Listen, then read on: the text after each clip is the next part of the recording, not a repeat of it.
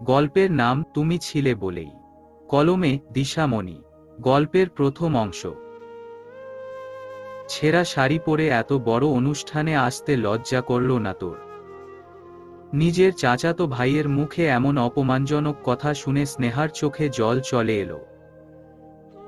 ঠোঁট কামড়ে নিজের কান্না আটকানোর বৃথা চেষ্টা করল সে। অপরদিকে উল্টো পাশে থাকা দীপ্রর যেন খুব ভালো লাগলো স্নেহাকে এভাবে অপমান করে। তাই তো সে আরো বলতে লাগলো, তোর বাবা যে এত গরিব হয়ে গেছে জানতাম না। জানলে আমরা নিশ্চয়ই সাহায্য করতাম। কিন্তু তাই বলে আমার এনগেজমেন্টে তোকে এমন ছেঁড়া শাড়ি পরে পাঠালো। আমাদের বললে তো আমরা আরো অনেক সুন্দর শাড়ি পাঠিয়ে দিতাম। তাও আমাদের এভাবে অসম্মানিত হতে হতো না। স্নেহা ধরে আসা গলায় বলল, আমার শাড়িটা ঠিকই ছিল ভাইয়া, হয়তো কোনোভাবে। থাক, আর শাক দিয়ে মাছ ঢাকতে হবে না। এমন সময় দীপ্রর ছোট বোন দিশা একটা শাড়ি নিয়ে এলো। স্নেহার দিকে শাড়িটা ছুঁড়ে দিয়ে বলল, এই নে, যা শাড়িটা পরে নে। এমনিতেই আমাদের যথেষ্ট অপমানিত হতে হয়েছে তোর জন্য। আমরা আর অপমান চাই না। এই শাড়িটা পরে আমাদের ধন্য কর। স্নেহা অপমানে একদম মিলিয়ে যেতে লাগল। আগে যদি জানতো শহরে নিজের চাচার বাড়িতে এসে এভাবে অপমানিত হতে হবে তাহলে কখনোই আসতো না সে। নেহাত তার অসুস্থ বাবা নিজের ভাইয়ের নিমন্ত্রণ রক্ষা করতে গিয়ে তাকে পাঠালো। কিন্তু সে তো আর জানতো না এই যান্ত্রিক শহরে থেকে তার ভাই কতটা বদলে গেছে। আজ তার এই অপমানে তার চাচি যে কিছু বলবে না সে জানে। কারণ তিনি এমনিতেই তাদের পরিবারের কাউকে পছন্দ করেন না। কিন্তু তার চাচা যে এভাবে নিশ্চুপ থাকবেন সেটা ভাবেনি। স্নেহা মনে করে আজ তার সাথে কি হলো।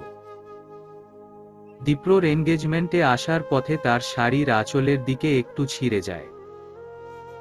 স্নেহা এখানে শুধু আজকের দিনের জন্যই এসেছে, তাই আর কোন ড্রেসও আনা হয়নি। এখন এত দূর এসে বাড়ি ফিরে যাওয়ারও উপায় নেই।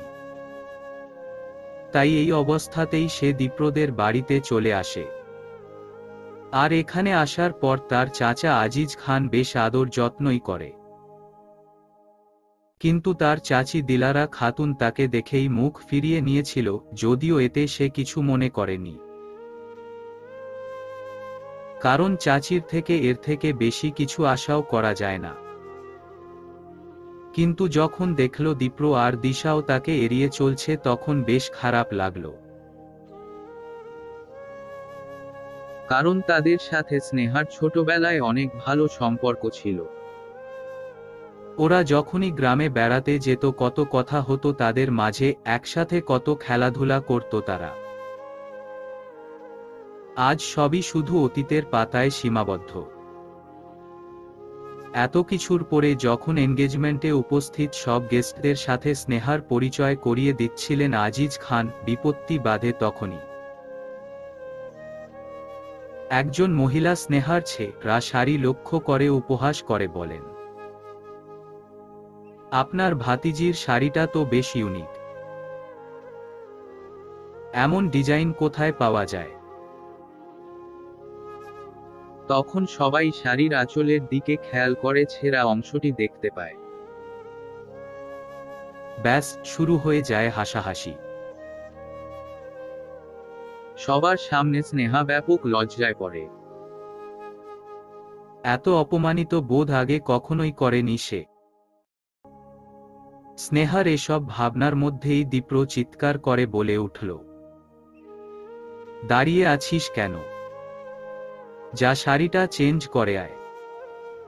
আমাদের এত অপমান করে কি তোর শান্তি হয়নি? এমন সময় হঠাৎ সেখানে উপস্থিত হল দীপ্রর বাগদত্তা নিপুণ খান। নিপুণ এসেই দীপ্রকে উদ্দেশ্য করে কড়া গলায় বলল, কি হচ্ছেটা কি দীপ্র? তোমার থেকে এরকম ব্যবহার আশা করিনি। ও তো তোমাদের গেস্ট। গেস্টের সাথে কেউ এমন ব্যবহার করে কখনো? দীপ্র কিছু বলতে যাবে তার আগেই দিশা বলে ওঠে, এ আবার কেমন গেস্ট? ওর জন্য আজ সবার সামনে আমাদের কত অপমানিত হতে হলো সেটা তো তুমি দেখলেই নিপুণ আপু। তারপরও এমন কথা বলছো কিভাবে? আমি সবটাই দেখেছি দিশা। তাই এমন কথা বলছি। ওর তো এখানে দোষ নেই। দোষ হলো মানুষের চিন্তাভাবনায়। ও তো বলল শাড়িটা ছেঁড়া ছিল না, দুর্ঘটনাবশত ছিঁড়ে গেছে। তারপরেও এত কথা হচ্ছে কেন আমি বুঝতে পারছি না। কথাটা বলতে বলতেই নিপুণ স্নেহার কাছে চলে আসে। স্নেহা মাথা নিচু করে দাঁড়িয়েছিল, নিপুণ এসে তার মাথাটা আলতো করে তুলে ধরে বলে, মাথা নিচু করে থাকার মতো কাজ তুমি করনি স্নেহা, তাই এভাবে একদম মাথা নিচু করে থাকবে না। সব সময় চুপ থাকা কোন সমাধান নয়, মাঝে মধ্যে একটু প্রতিবাদ করতেও জানতে হয়। নিজের সম্মানের জন্য কিন্তু লড়াইটা নিজেকেই করতে হয়। স্নেহা তাকালো নিপুণের দিকে। নিজের নামের মতোই নিপুণ মেয়েটা। দেখতে অসম্ভব সুন্দরী, ধবধবে ফর্সা গায়ের রং, টানা টানা চোখ, মুখে লেগে থাকা সুশ্রী হাসি, সব মিলিয়ে সৌন্দর্য যেন উতলে পড়ছে। স্নেহা শুনেছিল দীপ্রর হবু বউ নাকি একজন উকিল। বেশ স্পষ্টভাষী, চাচা অনেক প্রশংসাও করত এই মেয়েটার। আজ সে বুঝল কোন প্রশংসাই মিথ্যা নয়। নিপুণ সত্যিই অনেক ভালো মেয়ে। এতক্ষণ মৌন থাকা আজিজ খান এতক্ষণে মুখ খুললেন। নিপুণের উদ্দেশ্যে তিনি বললেন, নিপুণ মা, দীপ্র তোমরা নিচে যাও। একটু পর তোমাদের এনগেজমেন্ট। আমি এদিকটা সামলে নিচ্ছি। আমি তো এতক্ষণ এখানে ছিলাম না আঙ্কেল। তখন তো আপনি এখানে উপস্থিত ছিলেন। মাফ করবেন, একজন গুরুজন হিসেবে আপনি নিজের দায়িত্ব পালনে সম্পূর্ণ ব্যর্থ হয়েছেন। আপনার সামনে আপনাদের বাড়ির গেস্টকে আপনার ছেলে মেয়েরা কত অপমানজনক কথা বলল, আর আপনি কোন প্রতিবাদ না করে দাঁড়িয়ে দাঁড়িয়ে সব দেখলেন। আপনার থেকে এটা আশা করিনি। দিলারা খাতুন নিপুণের এমন তেরা কথা শুনে রেগে গেলেন। মেয়েটাকে এমনিতেই ছেলের বউ হিসেবে তার বেশি একটা পছন্দ নয় এই স্পষ্টভাষী স্বভাবের কারণে। নেহাতি তার স্বামী ও ছেলের খুব পছন্দ নিপুণকে, তাই কিছু বলতে পারেননি। কিন্তু তার মানে এই নয় যে তিনি নিপুণের সব কিছু মেনে নেবেন। তাই তো তিনি নিপুণের মুখের উপরেই বলে দিলেন, এটা আমাদের ফ্যামিলি ম্যাটার নিপুণ। তুমি কিন্তু এখনো আমাদের পরিবারের কেউ হওনি। তাই আশা করব তুমি এর মধ্যে ইন্টারফেয়ার করবে না। নিপুণ মৃদু হেসে ব্যঙ্গাত্মক স্বরে বলল, একজনকে অপমান করা কারো ফ্যামিলি ম্যাটার হতে পারে না আন্টি। এভাবে একটা মেয়েকে অপমান করার কোন রাইট আপনাদের কারো নেই।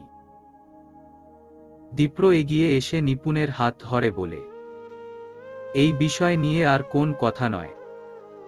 চলো, আমাদের এনগেজমেন্টের টাইম হয়ে যাচ্ছে। কোন এনগেজমেন্ট হবে না? নিপুণের স্পষ্ট জবাব। বাড়ির সকলে তার কথায় প্রচণ্ড অবাক হল। আজিজ খান উত্তেজিত হয়ে বললেন, এসব তুমি কি বলছো নিপুণ? এনগেজমেন্ট হবে না মানে? ঠিক বলেছি। যতক্ষণ পর্যন্ত না দীপ্র স্নেহার কাছে ওর করা ব্যবহারের জন্য ক্ষমা চাইছে ততক্ষণ পর্যন্ত কোন এনগেজমেন্ট হবে না। দীপ্র রাগী গলায় বলে ওঠে, ক্ষমা তাও আবার এই মেয়েটার কাছে? No never. ঠিক আছে, তাহলে আমি চলে যাচ্ছি। বলে যেই না নিপুণ চলে যেতে নেবে ঠিক সেই সময়ই একদম দীপ্র বলে ওঠে, থামো। আমি ওর কাছে ক্ষমা চাইতে রাজি। তুমি প্লিজ যেও না। নিপুণ থেমে যায়। দীপ্র পকেটে হাত গুজে স্নেহার সামনে এসে দাঁড়ায়। বেশ দায়সারা ভাবে বলে, সরি। স্নেহা কিছু বলে না। দিলারা খাতুন ভীষণ রেগে যান এই দৃশ্য দেখে। নিজের পাশে দাঁড়িয়ে থাকা দিশার উদ্দেশ্যে বলেন, এই মেয়েটা কি দিয়ে বশ করলো আমার ছেলেটাকে? আমার যেই ছেলেটা এতটা দম্ভ নিয়ে চলে সে কিনা এই মেয়ের এক কথায় সরি বলে দিই। আমার তো বিশ্বাসই হচ্ছে না। দিশা ভাবলেশহীন ভাবে বলে, এজন্যই তো লোকে বলে ভালোবাসা অন্ধ। স্নেহা দীপ্রদের বাসার মধ্যে এক কোণে দাঁড়িয়ে ছিল। তখন ও তো বাজে ভাবে অপমানিত হবার পর সে নিজেকে একদম গুটিয়ে নিয়েছে। এখন সে অপেক্ষায় আছে যত দ্রুত সম্ভব এখান থেকে বেরিয়ে যাবার জন্য। স্নেহা ভাবল দীপ্র নিপুণকে রিং পরিয়ে দেবার পরই সে চলে যাবে। সেই ভেবেই দাঁড়িয়ে রইল সে। সে চুপচাপ দাঁড়িয়ে ছিল। এমন সময় দিলারা খাতুন তার সম্মুখে এলো, তার দিকে অগ্নিদৃষ্টি নিক্ষেপ করে বলল, এই মেয়ে, তোমার মধ্যে কি কোন লজ্জা নেই? এত অপমানিত হবার পরেও তুমি এখানে পড়ে আছো কেন? স্নেহা লজ্জা পেল খুব। উত্তরে কি বলবে ভেবে পেল না। দিশা পাশ থেকে বলে উঠল, নিশ্চয়ই গান্ডেপিণ্ডে গেলার জন্য পড়ে আছে। বাড়িতে তো ভালোমন্দ খেতেই পায় না। স্নেহা এবার আর সহ্য করতে পারল না। এতক্ষণ নিজের বাবার কথা ভেবেই চুপ ছিল সে, কারণ তার বাবা তাকে বলেছিল কারো সাথে কোন খারাপ ব্যবহার না করতে। কিন্তু এবার তার সহ্যের সীমা পেরিয়ে গেছে। স্নেহা দিশার মুখের উপর বলে দিল, আমি এখানে খেতে আসিনি। তুমি ভুল ভাবছো দিশা আপু, আমাদের বাড়িতে না অনেক ভালো ভালো রান্না হয়। আমার আব্বু বাজার করে আর আমি নিজের হাতে সেসব খাবার রান্না করি। একদিন এসে খেয়ে দেখো। দিশা উপহাস করে বলল, তোদের বাড়িতে খেতে হবে এত দুর্ভাগ্য আমার আসেনি। ভাগ্য বদলাতে কিন্তু সময় লাগে না। তোমরা যেমন আঙুল ফুলে কলা গাছ হয়েছ, তেমনি কিন্তু আল্লাহ চাইলে এক পলকে আবার রাস্তায় এসে নামতে পারো। স্নেহা। দিলারা খাতুন ধমকে উঠলেন। স্নেহাও দমে না গিয়ে বলল, আমাকে ধমকাবেন না চাচি, আমি ভুল কিছু বলিনি, সেটা আপনিও জানেন। আপনারাও তো আগে গ্রামে আমাদের মতো সাধারণ জীবনযাপন করতেন। তারপর হঠাৎ করে চাচা লটারি পাওয়ায় আজ আপনাদের ভাগ্য ঘুরে গেল। শহরে এসে ব্যবসা করে আজ আপনারা এত বড়লোক। শহরের চাকচিক্য বোধহয় আপনাদের নিজেদের শিকড় ভুলিয়ে দিয়েছে, তাই আমি মনে করিয়ে দিলাম। তুমি এক্ষুনি বেরিয়ে যাও আমাদের বাসা থেকে। আর কখনো এখানে এসো না। দিলারা খাতুনও এমন কথায় স্নেহা আর এক মুহূর্ত দাঁড়ালো না। তবে যাওয়ার আগে দিলারা খাতুনকে বলে গেল, আমি আজ এখান থেকে বেরিয়ে যাচ্ছি। আর কখনো আসবো না। কথা দিলাম। আপনারা চাইলেও আর আসবো না। দ্রুত তাদের বাড়ি থেকে বেরিয়ে এসে স্নেহা কাঁদতে থাকে। তার পুরো 20 বছরের জীবনে এমনভাবে কখনো অপমানিত হয়নি সে। স্নেহার এই কান্নায় লুকিয়ে থাকা কষ্টগুলো আজ তাকে বুঝিয়ে দিল অর্থ, সম্পদ মানুষকে কিভাবে বদলে দেয়। কিভাবে রক্তের সম্পর্ক হেরে যায় তথাকথিত স্ট্যাটাসের কাছে। দীপ্রর সাথে নিপুণের এনগেজমেন্ট হয়ে গেছে। অতঃপর নিপুণ ও দীপ্র একসাথে আলাদাভাবে সময় অতিবাহিত করছিল। দুজনে বেকনিতে দাঁড়িয়েছিল। দীপ্র নিপুণকে নানারকম কথা বলছিল, কিন্তু নিপুণ শুধু হা হু করছিল। দীপ্র বিরক্ত হয়ে বলে ওঠে, তুমি আমার কথার গুরুত্ব দিচ্ছ না কেন নিপু? আজ তোমাকে আমার ভীষণ বিরক্ত লাগছে। তোমার কথার মানে কি? তোমার এইরকম ব্যবহার দেখতে হবে সেটা ভাবিনি। দীপ্র এগিয়ে এসে নিপুণের হাতটা শক্ত করে ধরে বলে, এসব কথা না বললেই নয়, তুমি কেন ব্যাপারটা ভুলতে পারছো না? কিভাবে ভুলবো বলো? নিজের ভালোবাসার মানুষের এই রূপ তো আমার কাছে অচেনা। তুমি একটু রাগী, জেদি, সেটা আমি জানি। তাই বলে তুমি একজনের সাথে এতটা খারাপ ব্যবহার করবে? তুমি ওই স্নেহার ব্যাপারে কিছু জানো না তাই এভাবে বলছো। আমার কেন ওর ব্যাপারে জানতে হবে দীপ? আমার তো নিজের জীবনসঙ্গীর ব্যাপারে জানতে হবে। নিজের জীবনসঙ্গী হিসেবে আমি একজন ভালো মানুষকে দেখতে চাই, যে ইহকাল এবং পরকাল উভয় স্থানে আমার সঙ্গী হবে। আমি তোমার যোগ্য জীবনসঙ্গী হব নিপু, কথা দিলাম। আমি জানি আমার মধ্যে কিছু ভুল ত্রুটি আছে, কিন্তু তুমি তো আছো আমাকে ঠিক পথ দেখানোর জন্য। কি বলো, তুমি আমাকে নিজের মতো করে গড়ে তুলতে পারবে না? নিপুণের গোমরা মুখে এতক্ষণে হাসির দেখা মেলে। সে দীপ্রর চুলে হাত বুলিয়ে দিয়ে বলে, কেউ কাউকে গড়ে তুলতে পারে না দীপ। কোন মানুষই পারফেক্ট নয়, মানুষের মধ্যে কিছু দোষ থাকবে, এটা স্বাভাবিক। তবে আমাদের উচিত যথাসম্ভব ভালো মানুষ হওয়ার চেষ্টা করা। আমি যেহেতু তোমার জীবনসঙ্গী হতে চলেছি, তাই অবশ্যই আমি তোমার পথপ্রদর্শক হব। তোমাকে জীবনের সঠিক পথ দেখাবো, তবে সেই পথে কিন্তু তোমার নিজেকেই চলতে হবে। আমি চেষ্টা করব। সন্ধ্যা নামার একটু আগে স্নেহা এসে পৌঁছায় তাদের গ্রামে। রাজশাহী শহরের বাঘা উপজেলার ছোট্ট একটি গ্রাম কুসুমপুর। সেখানেই স্নেহার পৈতৃক আবাস। দীপ্ররা অবশ্য এখন রাজশাহী শহরে স্থায়ী হয়েছে। সেখানে দীপ্রর বাবা আজিজ চৌধুরীর বড় একটি শপিং মল রয়েছে, যার দরুন আজ তারা এত ধনী হতে পেরেছে। অন্যদিকে স্নেহার বাবা আহমদ আব্বাস খান শিকরের টানে গ্রামেই রয়ে গেছেন। গ্রামে কৃষিকাজ করেন, এছাড়া তাদের একটি গরুর খামার আছে। সেখান থেকে যা রোজগার হয় তাতে তাদের বাবা মেয়ের ভালোই চলে যায়। স্নেহার মা বছর দুয়েক আগে হঠাৎ করে স্ট্রোক করে মারা যান, তারপর থেকে নিজের বাবার সাথে একাই থাকে স্নেহা।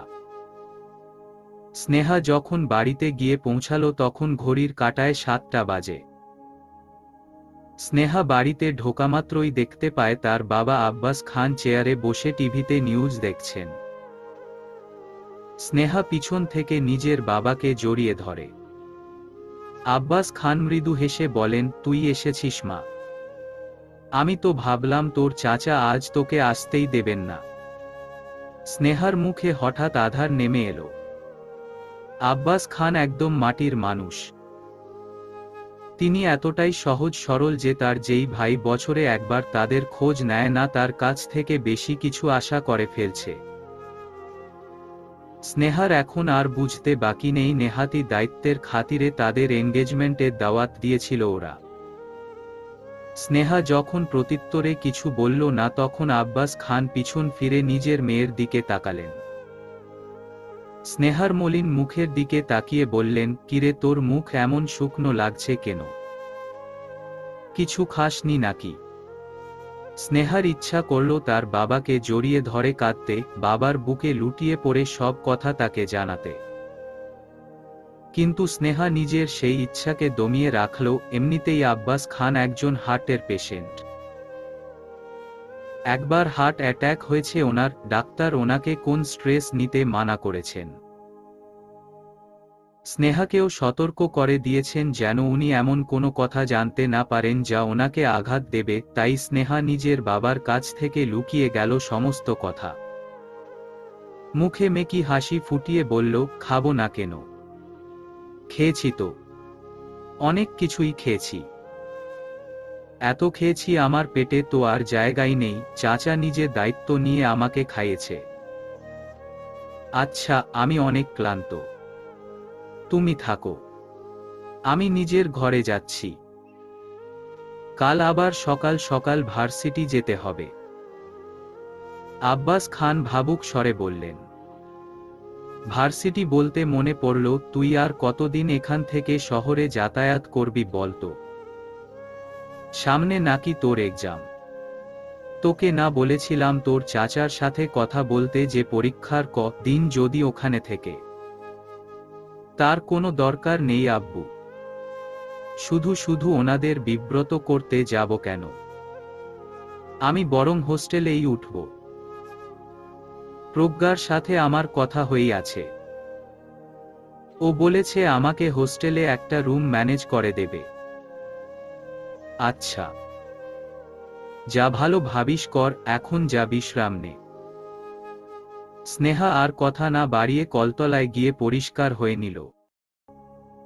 অতঃপর ঘরে গিয়ে শুয়ে পড়ল বিছানায়।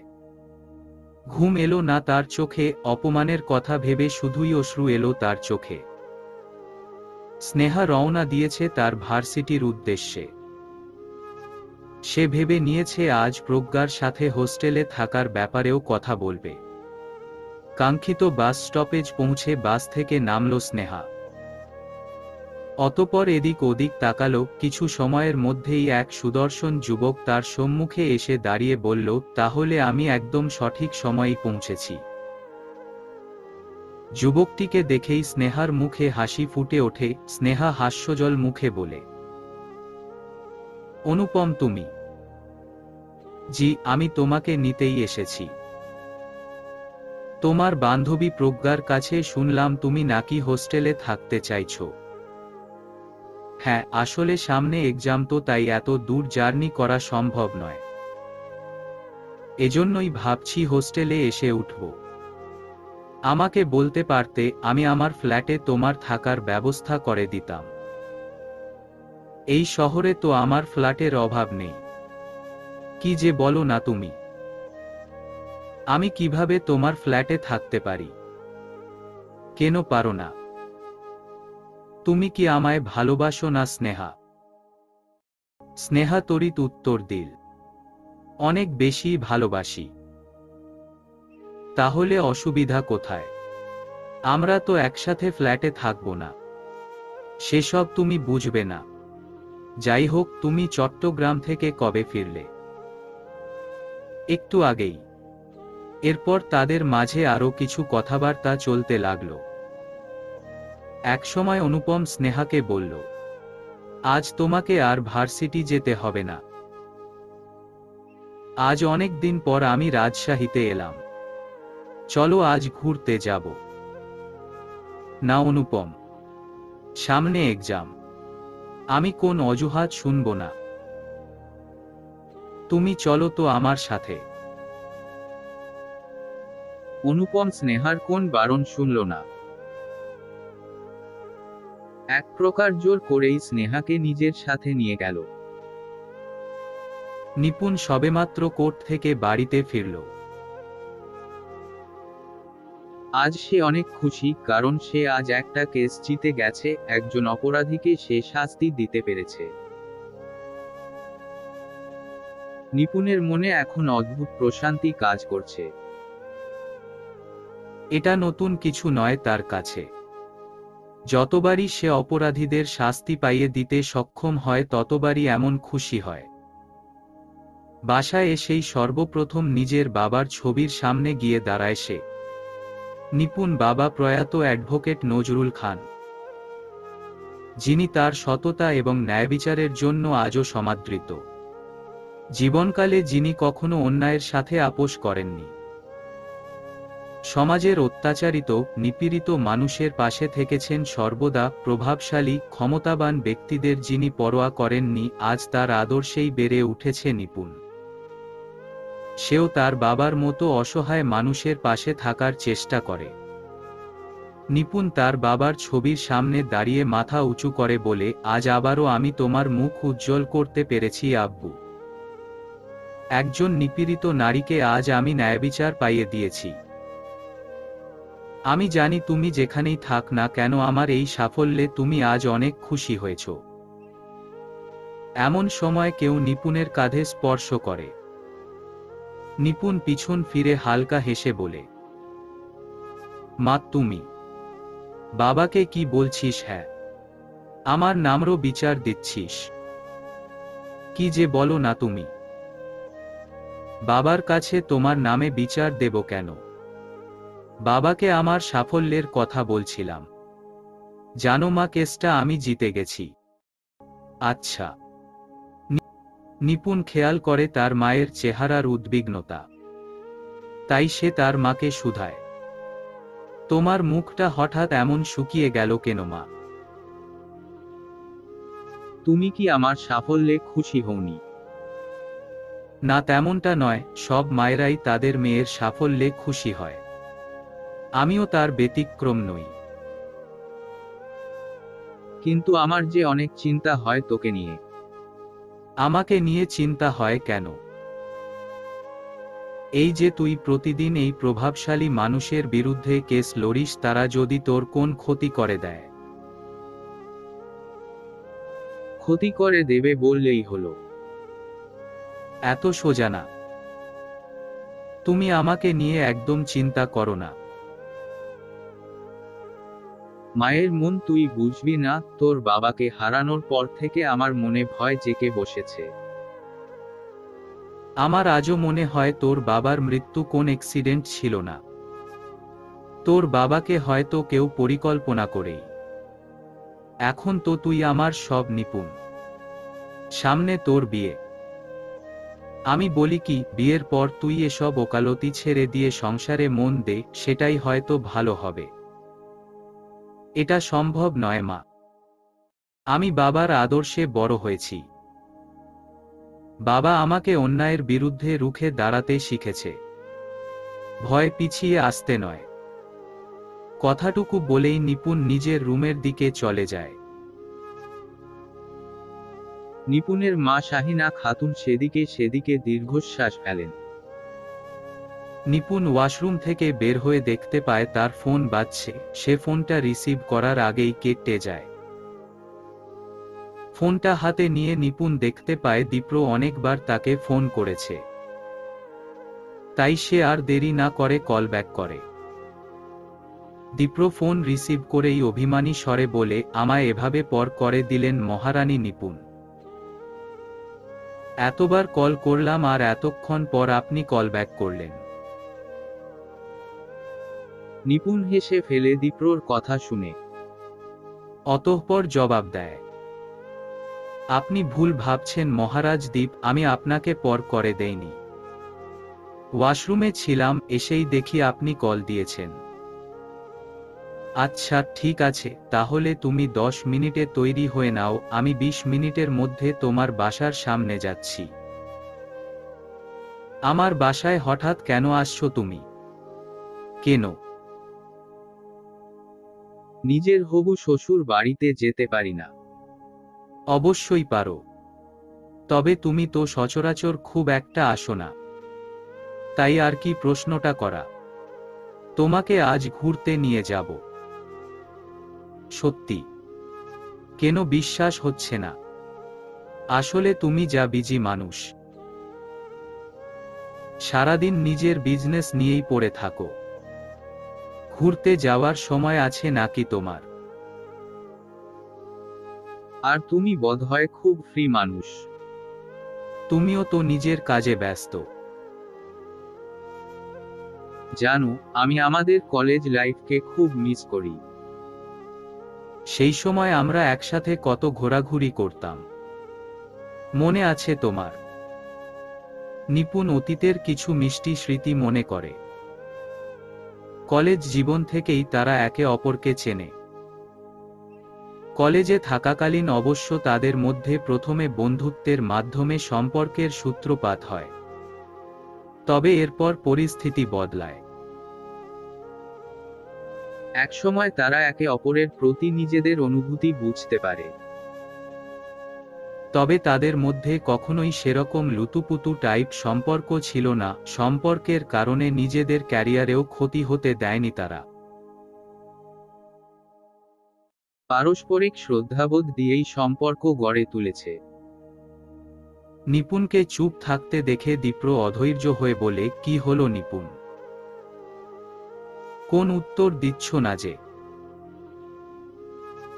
কিছু না। তা তুমি কোথায় নিয়ে যাবে আমায়? তুমি যেখানে যেতে চাও সেখানেই নিয়ে যাব। আচ্ছা, তাহলে তুমি আসো। আমি তৈরি হয়ে নিচ্ছি। গাড়িতে পাশাপাশি বসে আছে নিপুণ ও দীপ্র। দীপ্র গাড়ি ড্রাইভ করছে আর নিপুণ তার পাশের সিটে বসে তাকে বলছে কোন দিকে যেতে হবে। হঠাৎ করেই দীপ্রর কি হলো, সে রেডিওতে একটা রোমান্টিক গান বাজিয়ে দিল। রেডিওতে বাজতে লাগলো হাসি বান হায় গানটা। নিপুণ মুচকি হেসে বলল, বাহ, আজ তো মনে হচ্ছে সাহেব বেশ রোমান্টিক মুডে আছে। আসলেই। সেজন্যই তো সাহেবাকে ডাকা, যাতে মুহূর্তটাকে রোমান্টিক করে তুলতে পারি। এখানে গাড়ি থামাও। এখানে? হ্যাঁ। এখানে কোথায় ঘুরবো আমরা? আশেপাশে তো কিছুই দেখছি না। ওই তো ওইদিকে দেখো। এইটা তো একটা অনাথ আশ্রম। এখন আবার তুমি বলো না অনাথ আশ্রমে যাবে? ওখানেই তো যাব। বলেই গাড়ি থেকে নেমে যায় নিপুণ, তারপর পেছনের সিট থেকে বাচ্চাদের জন্য আনা চকলেট খেলনার প্যাকেট তুলে নেয়। দীপ্র বলে ওঠে, ওহ, তাহলে এই জন্যই এগুলো সাথে এনেছিলে। কাজটা কি ভালো করলে। নিঃসন্দেহে। আর তুমি এত রাগ করছো কেন? তুমিই তো বলেছিলে যে আমি যেখানে চাই সেখানে নিয়ে যাবে। তাই বলে এখানে। দীপ্র রেগে নিজের মুখ ফুলিয়ে নেয়। নিপুণ দীপ্রর রাগী মুখের দিকে তাকিয়ে স্মিত হেসে বলে, থাক দীপ, তোমাকে আর ছোট বাচ্চাদের নত রাগ করতে হবে না। আমি জাস্ট এখানে বাচ্চাদের সাথে দেখা করে তাদের গিফটগুলো দেব, তারপর আমরা ঘুরতে যাব। এবার খুশি তো? দীপ্রর মুখেই এবার হাসির দেখা মেলে। নিপুণ দীপ্রকে সাথে নিয়ে অনাথ আশ্রমে প্রবেশ করে। নিপুণকে আসতে দেখেই কয়েকজন বাচ্চা ছুটে চলে আসে। নিপুণ হাঁটু গেড়ে তাদের সামনে বসে পড়ে। বাচ্চাগুলো খুশি হয়ে বলে, তুমি এসেছো ভালো আন্টি। আমরা সবাই তোমার জন্যই অপেক্ষা করছিলাম। নিপুণ মিষ্টি হাসি উপহার দিয়ে বলে, ওহ, তাই বুঝি। আচ্ছা, এই নাও, তোমাদের সকলের জন্য চকলেট আর খেলনা এসেছি। মুহূর্তেই সবার মুখের হাসি আর চওড়া হয়। এই এতিম বাচ্চাগুলোকে এভাবে খুশি হতে দেখে নিপুণের মনে প্রশান্তির হাওয়া বয়ে যায়। দীপ্র নিপুণের দিকে মুগ্ধ দৃষ্টিতে তাকিয়ে থাকে। এই মেয়েটাকে যত দেখে ততই অবাক হয় সে। মাঝে মাঝে দীপ্রর মনে হয় তার জীবনের সবথেকে বড় সার্থকতা এটাই যে সে নিপুণের মতো একজন মেয়েকে নিজের জীবনসঙ্গী হিসেবে পেতে চলেছে। অনুপমের সাথে রাজশাহী শহরের অন্যতম একটি সুন্দর পার্কে ঘুরতে এসেছে স্নেহা। দুজনে একসাথে পাশাপাশি হেঁটে চলেছে। হঠাৎ করেই অনুপম বলে ওঠে, তোমাকে একটা কথা বললে রাগ করবে না তো? কি কথা? আচ্ছা, কি হবে যদি আজ আমরা বিয়ে করে নেই? স্নেহা ভীষণ অবাক হয়ে যায়। অনুপম যে এমন কথা বলবে সেটা তার কল্পনাতেও ছিল না। স্নেহার বিস্মিত মুখ দেখে অনুপম ফিক করে হেসে দেয়, অতঃপর বেশ ভাব নিয়ে বলে, আমি তো এমনি মজা করছিলাম। এত দ্রুত বিয়ে করার ইচ্ছা আমার নেই। স্নেহা একটু ভেবে বলে, আমি ভাবছি এইবার সেকেন্ড ইয়ারের এক্সাম শেষ হলেই আব্বুকে তোমার কথা বলবো। এত তাড়াহুড়ো কেন? আসলে আমার এভাবে আর প্রেম করতে ভালো লাগছে না অনুপম। তোমাকে একজন জীবনসঙ্গী হিসেবে পেতে চাই। অনুপম তেমন কোন প্রতিক্রিয়া দেখালো না। চুপচাপ হেঁটে চলল। হঠাৎ করে অনুপমের ফোন বেজে উঠল। অনুপম ফোনটা রিসিভ করে একটু দূরে সরে গেল। স্নেহা সেই স্থানে দাঁড়িয়ে রইল চুপচাপ। কিছুক্ষণ পর অনুপম ফিরল। তাকে দেখে মনে হচ্ছে কোন কারণে ভীষণ রেগে গেছে। স্নেহা এই বিষয়ে কিছু প্রশ্ন করতে যাবে তার পূর্বেই অনুপম বলে, আমার খুব জরুরি একটা কাজ পড়ে গেছে স্নেহা, আমাকে এক্ষুনি যেতে হবে। স্নেহা বলল, ঠিক আছে, চলো তাহলে। এর মধ্যে আবার অনুপমের ফোনে কল আসে। অনুপম ফোনটা রিসিভ করেই বলে, আপনাদের আর কতবার বলবো, আমাকে আর কটা দিন সময় দিন। 15 লাখ টাকা তো মুখের কথা নয়, তাই না? এত টাকা একসাথে কোথায় পাবো আমি? বলেই ফোনটা কেটে দেয় অনুপম। স্নেহা এবার আর থাকতে না পেরে অনুপমকে প্রশ্ন করেই ফেলে, তুমি কার সাথে কথা বলছিলে অনুপম? আর টাকার কথা কি যেন বলছিলে? সেরকম কিছু নয়। তুমি আমার থেকে কিছু লুকাচ্ছ, তাই না? আমার থেকে কিছু লুকিও না অনুপম। তোমার জন্য তো আমার চিন্তা হয়। আসলে স্নেহা, তুমি তো জানো আমি নতুন একটা বিজনেস শুরু করেছি। সেই জন্যই একটা ব্যাংক থেকে টাকা লোন নিয়েছিলাম। সেখান থেকেই টাকা ফেরত চাইছে। বুঝতে পারছি না কি করব। বড় কোন সমস্যা হতে পারে কি? বিজনেসে আমি তেমন প্রফিট করতে পারিনি। এই মাসের 1 তারিখের মধ্যে টাকা শোধ করে দেওয়ার কথা ছিল, কিন্তু আমি এখনো তা পারিনি। এমন চলতে থাকলে ওরা আমার নামে কেস করতে পারে।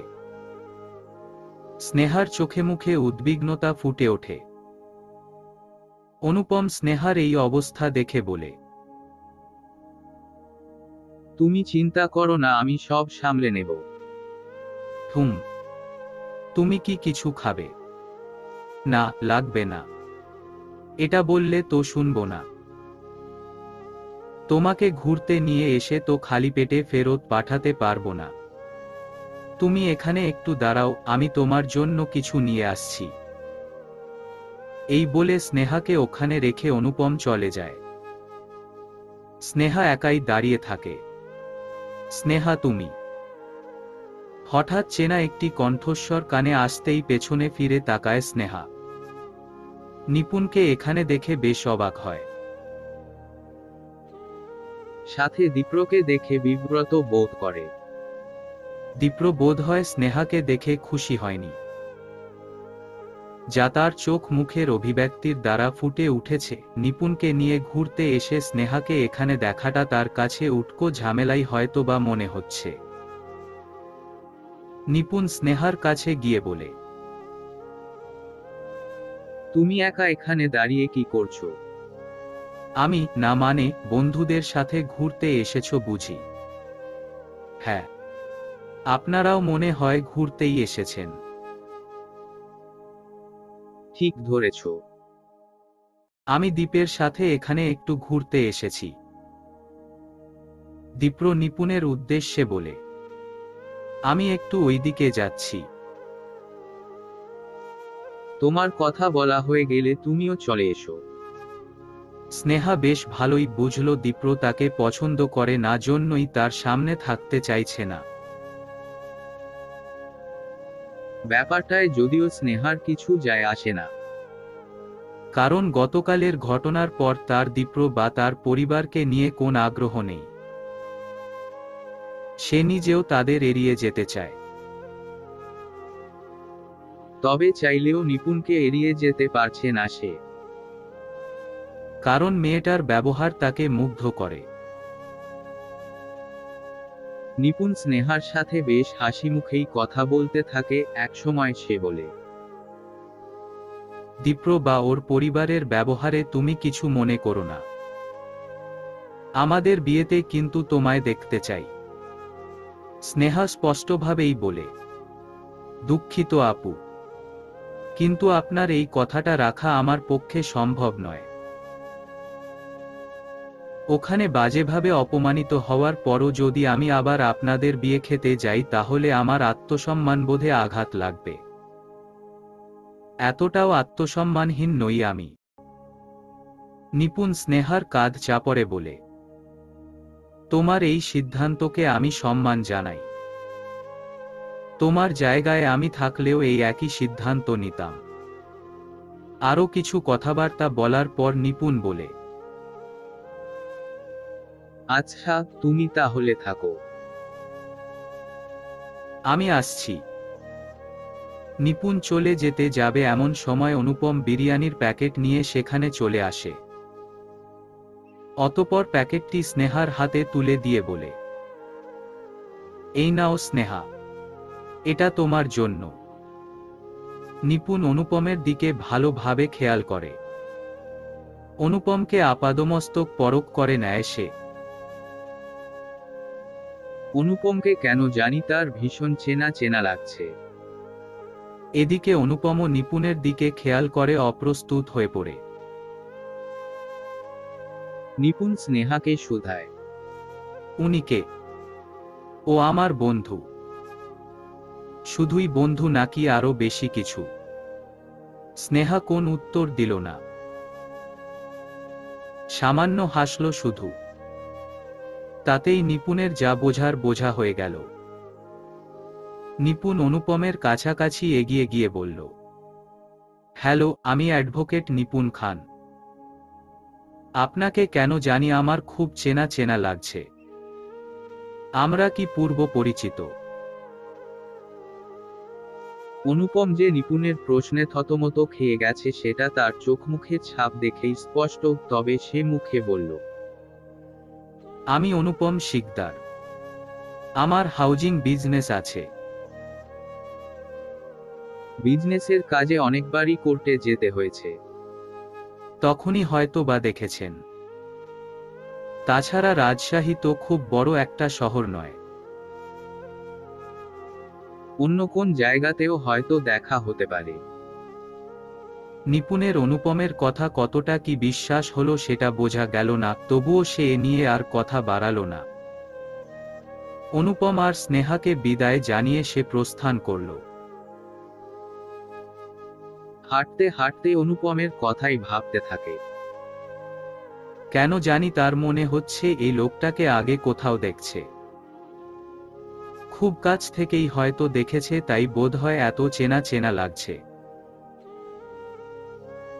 স্নেহাকে হোস্টেলের সামনে পৌঁছে দিয়ে ফিরে গেল অনুপম। অতঃপর স্নেহা গেল তার বান্ধবী প্রজ্ঞার হোস্টেল রুমে।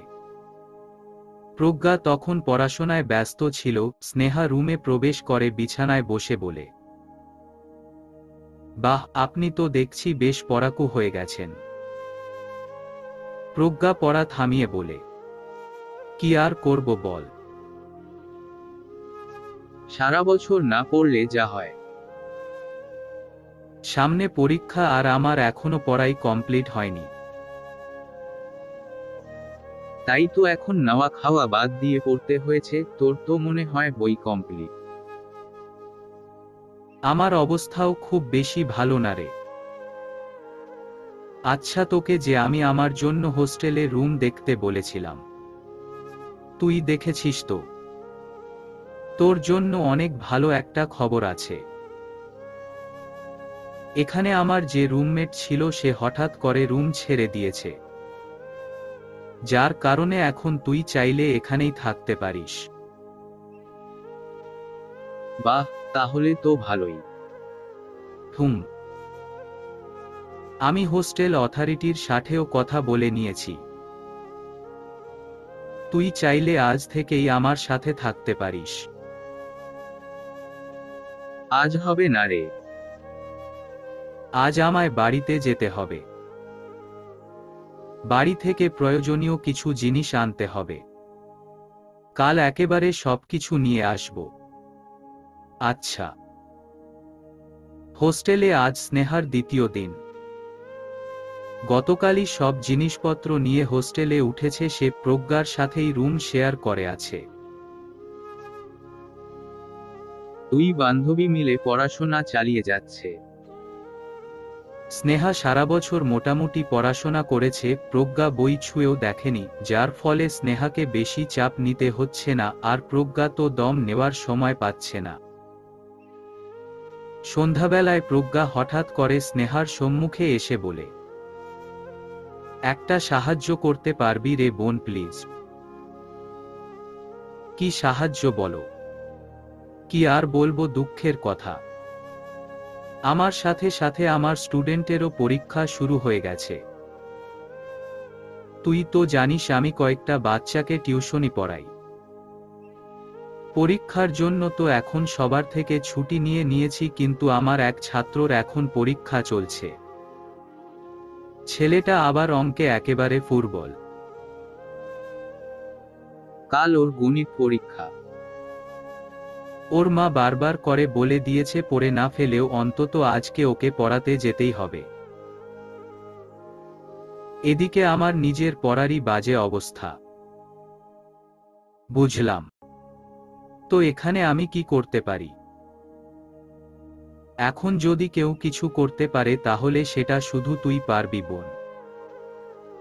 তুই আজ গিয়ে ছেলেটাকে আমার বদল পড়িয়ে আয় না। এসব কি বলছিস তুই? এটা কিভাবে সম্ভব? কেন সম্ভব নয়? তুই তো অঙ্কে আমার থেকেও ভালো। তাছাড়া তোর এক্সামের প্রিপারেশনও তো অনেক ভালো। আর আমার অবস্থাটা তো তুই বুঝতেই পারছিস। এখন ওকে পড়াতে যাওয়া মানে আমার এক্সামে ডাব্বা মারা নিশ্চিত হওয়া। আবার না গেলেও ওর মা টিউশনিটা বন্ধ করে দেবে।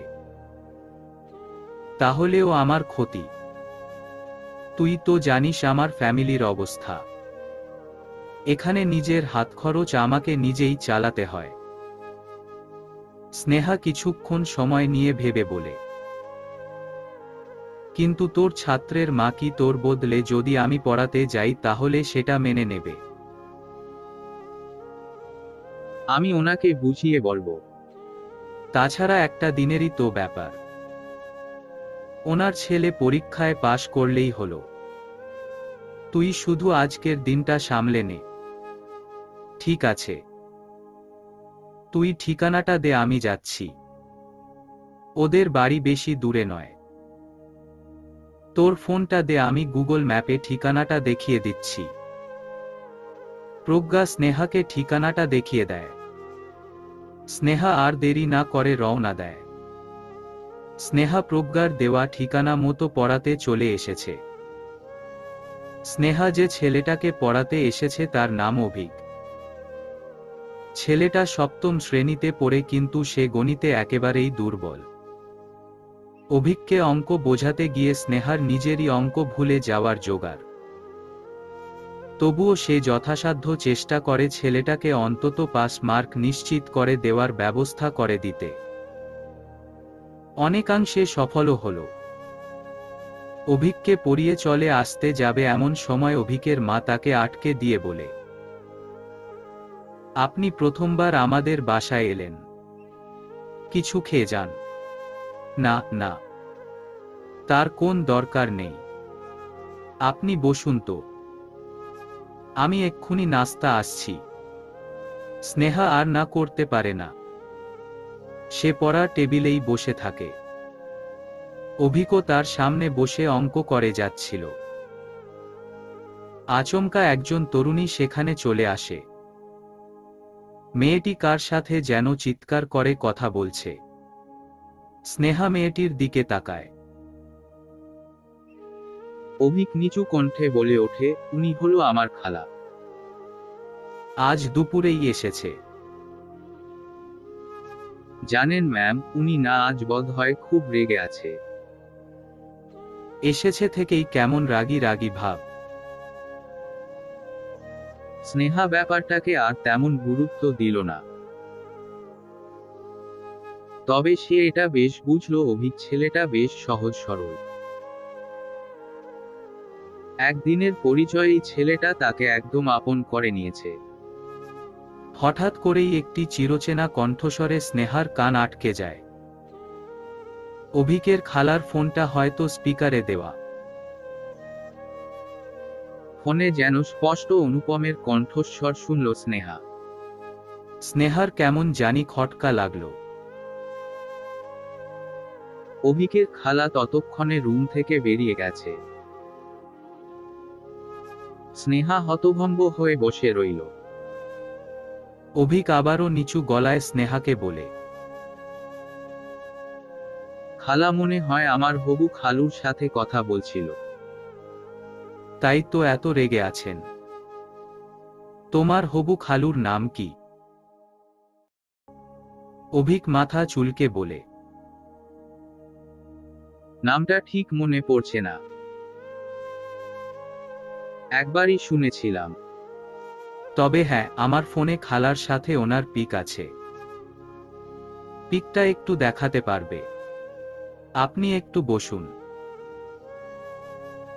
আমি ফোনটা নিয়ে আসছি। অভিক ফোনটা নিয়ে পড়ার টেবিলের কাছে আসতে যাবে তার আগেই তার মা তার হাত থেকে ফোনটা কেড়ে নিয়ে বলে, কাল না তোমার পরীক্ষা আর তুমি এখন ফোন নিচ্ছ? মায়ের চিনো মায়ের। যাও পড়তে বসো। তুমি আমায় ভুল বুঝছো মম। আমি তো আসলে। কোনো কথা না। চুপচাপ গিয়ে পড়তে বসো। অভিক চুপচাপ গিয়ে পড়তে বসে অভিকের মা স্নেহাকে খেতে দেয়। স্নেহা খাওয়া দাওয়া শেষ করে উঠে পড়ে। তারপর বিদায় নেয়। রাস্তায় যাওয়ার সময় তার সেই কণ্ঠস্বরের কথাই মনে পড়ে। তার মনটা এখনো কেন জানি খচখচ করছে, একবার মনে হচ্ছে হয়তো শুনতে ভুল হয়েছে, আবার এটাও মনে হচ্ছে সে একদম ঠিক শুনেছে।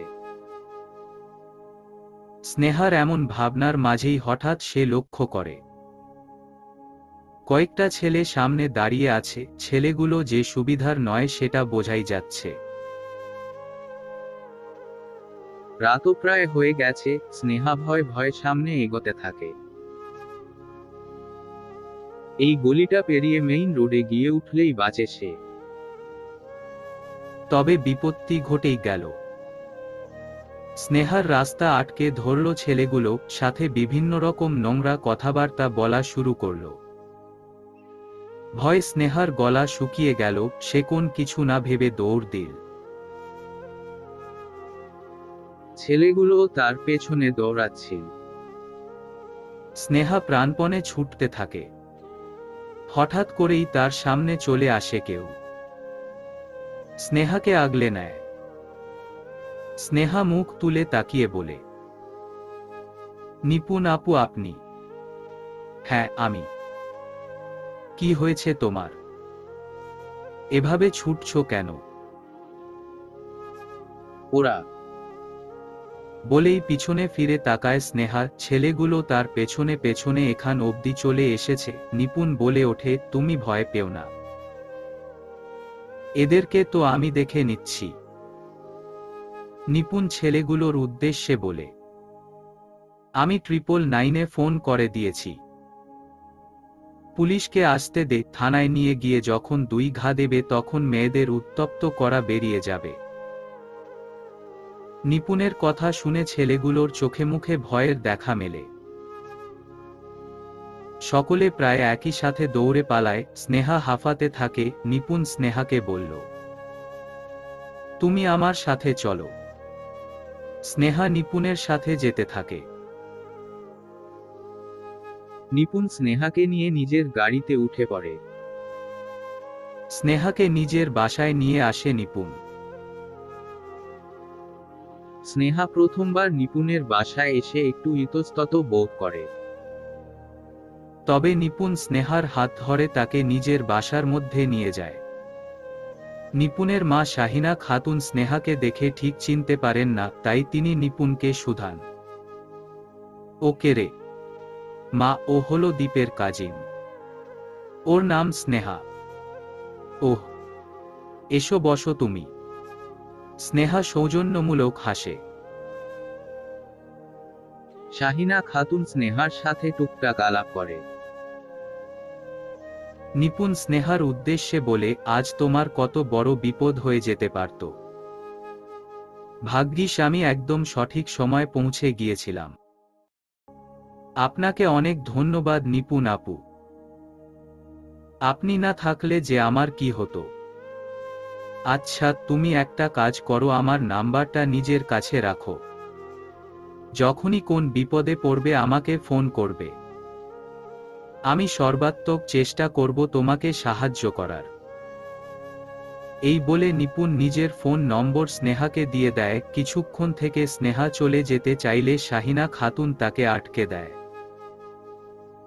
তিনি স্নেহাকে কিছু খেয়ে যেতে বলেন। স্নেহা প্রথমে তো খেতে চাইছিল না, কিন্তু শাহিনা খাতুনের জোরাজুরিতে সে না খেয়ে আসতে পারল না।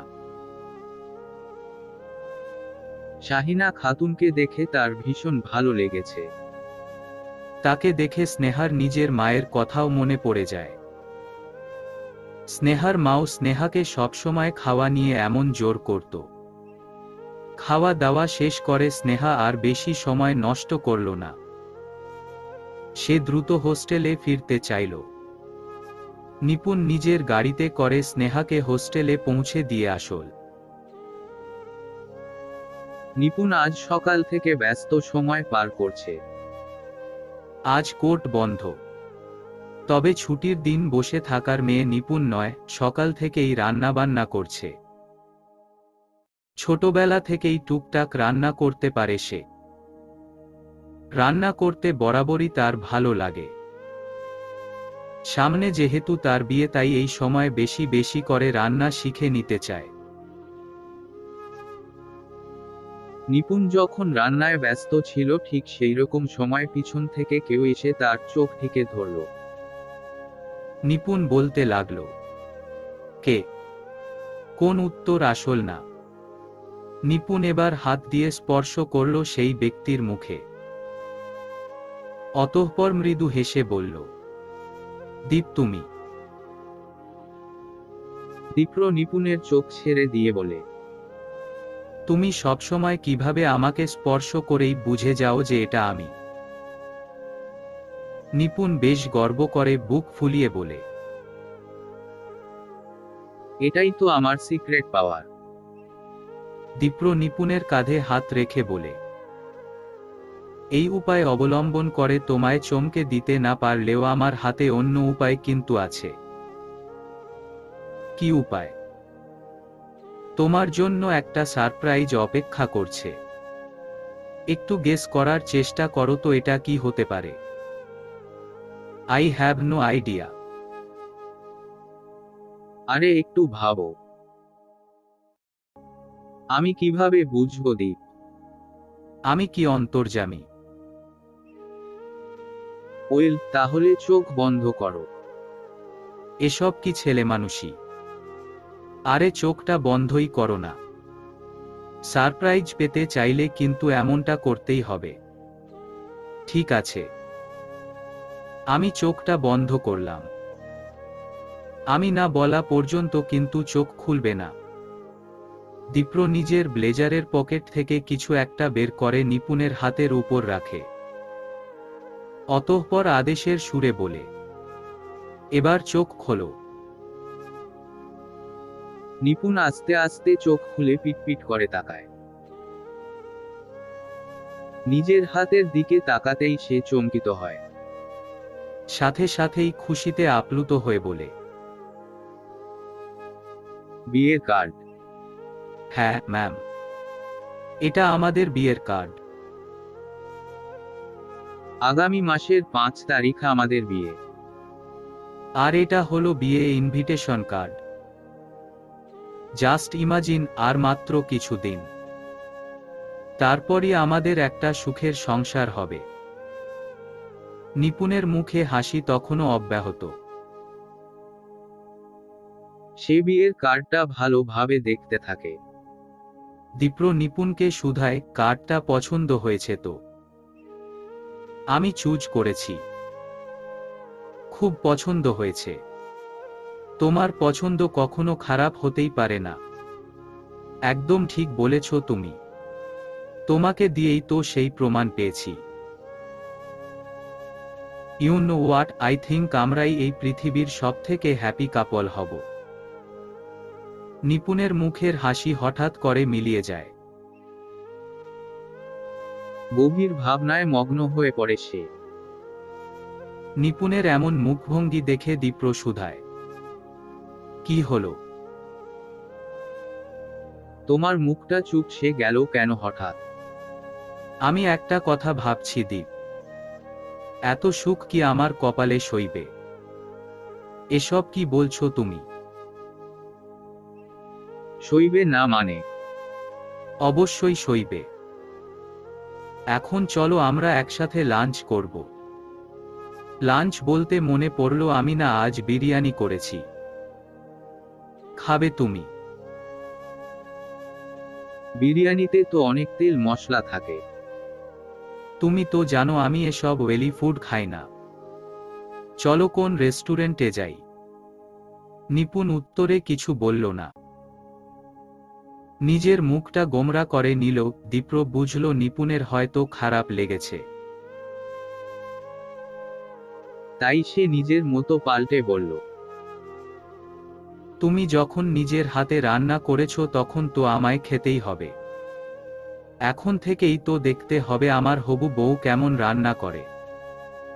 নিপুণের গম্ভীর মুখশ্রী হাস্যজল হয়। তারা এভাবে খুনসুটি চালিয়ে যায়। সূর্য অনেক আগেই অস্তমিত হয়েছে। শীতকাল হওয়ায় খুব তাড়াতাড়ি আঁধার নেমেছে চারিদিকে। স্নেহা তখন পড়ছিল। বর্তমানে তার এক্সাম চলছে। তাই এখন পড়াশোনায় বেশি মনোনিবেশ করতে হচ্ছে তাকে। স্নেহা ঘড়ির দিকে খেয়াল করে। প্রজ্ঞা কিছু জরুরি কাজে অনেক আগেই বেরিয়েছে। প্রজ্ঞা এখনো ফিরছে না জন্য ভীষণ চিন্তা হচ্ছে স্নেহার। হঠাৎ করেই স্নেহার ফোন বেজে ওঠে। স্নেহা ফোনটা হাতে নিয়ে দেখে প্রজ্ঞা ফোন করেছে। স্নেহা ফোনটা রিসিভ করতেই বিপরীত দিক থেকে প্রজ্ঞার গলা শুনতে পায়। ভীষণ ভীত শোনাচ্ছে তার কণ্ঠস্বর। প্রজ্ঞা হাঁফাতে হাঁফাতে বলে, স্নেহা কিছু ছেলে আমার পিছু নিয়েছে। আমার ভীষণ ভয় লাগছে রে। হ্যালো প্রজ্ঞা, কোথায় তুই? আমাকে ঠিকানা বল। আমি এলাকার পাশেই আছি, তুই ওখানেই থাক, আমি আসছি। স্নেহা হন্তদন্ত হয়ে বেরিয়ে যেতে নেয়। এমন সময় হঠাৎ করে অনুপমের আগমন ঘটে। অনুপমকে দেখেই স্নেহা বলতে শুরু করে, অনুপম, প্রজ্ঞা অনেক বড় বিপদে পড়েছে। ওকে কিছু ছেলে ফলো করেছে। তুমি প্লিজ আমার সাথে চলো, ওকে রেস্কিউ করতে হবে। আচ্ছা চলো তাড়াতাড়ি। দুজনে আর কাল বিলম্ব না করে রওনা দেয়। স্নেহা চাইছিল পুলিশে ফোন করে ব্যাপারটা জানাতে, কিন্তু সেই মুহূর্তে অনুপম তাকে বলে, এসব ব্যাপারে পুলিশকে জানাতে হবে না। শুধুই ঝামেলা হবে। আমরা দুজন মিলেই ওকে রেস্কিউ করতে পারবো। অনুপমের কথা শুনে স্নেহা আর পুলিশকে এই ব্যাপারে ইনফর্ম করে না। প্রজ্ঞাকে কয়েকজন ছেলে তুলে নিয়ে এসেছে একটি পরিত্যক্ত ভবনে। প্রজ্ঞা সমানে চিৎকার করে সাহায্য চাইছে, ছেলেগুলোকে অনুরোধ করে চলেছে যেন তার কোন ক্ষতি না করে, কিন্তু তারা কোন কথা শুনছেই না। সবার লোলুপ দৃষ্টি প্রজ্ঞার উপর। এমন সময় হঠাৎ করে একটি ছেলে প্রজ্ঞার সামনে এসে বলে, অবশেষে আজ আমার স্বার্থ চরিতার্থ হতে চলেছে। তোকে আগেই বলেছিলাম ভালয় ভালয় আমার প্রস্তাব মেনে নে। যেই মেয়ের দিকেই আমার নজর গেছে সকলকেই তো আমি বিছানায় নিয়েছি, তোকেও না হয় নিতাম। বিনিময়ে তুইও অনেক লাভ পেতি,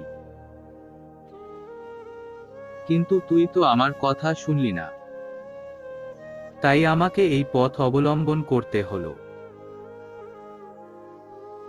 প্রজ্ঞা ছেলেটির সামনে হাতজোড় করলো, এছাড়া আরো অনেক অনুনয় বিনয় করলো, কিন্তু কোন লাভ হলো না।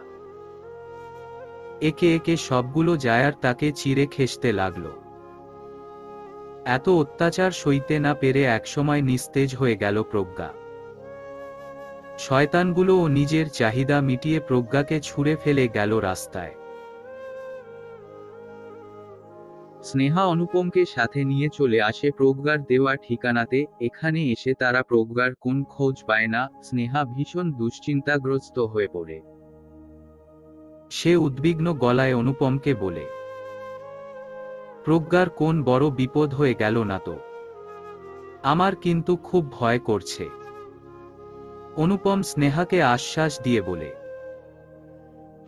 তুমি চিন্তা করো না, চলো আমরা দুজনে আরো একটু খুঁজে দেখি, হয়তো আশেপাশে ওকে পেয়ে যাব। স্নেহা ও অনুপম প্রজ্ঞার খোঁজ অব্যাহত রাখে। কিছু দূর এগিয়ে যেতেই তারা দুজনে রাস্তায় প্রজ্ঞাকে পড়ে থাকতে দেখে। প্রজ্ঞাকে একদম নিস্তেজ লাগছিল। তার সারা শরীরে ক্ষতচিহ্ন। প্রজ্ঞাকেই দেখেই স্নেহা বুঝতে পারে যা অঘটন ঘটার ইতিমধ্যে ঘটে গেছে। তাই স্নেহা প্রজ্ঞার পাশে বসে কাঁদতে শুরু করে। তার চোখ দিয়ে অনবরত অশ্রু পড়তে থাকে। সে প্রজ্ঞাকে ডাকতে থাকে, কিন্তু প্রজ্ঞা কোন সাড়া দেয় না। স্নেহা অনুপমকে বলে, অনুপম চলো আমরা ওকে হাসপাতালে নিয়ে যাই। পাগল নাকি তুমি? আমি যেতে পারবো না। কেন পারবে না অনুপম? দেখছো না প্রজ্ঞার কি অবস্থা? এজন্যই তো বলছি। ওকে দেখেই বোঝা যাচ্ছে ওকে হয়তো রেপ করা হয়েছে।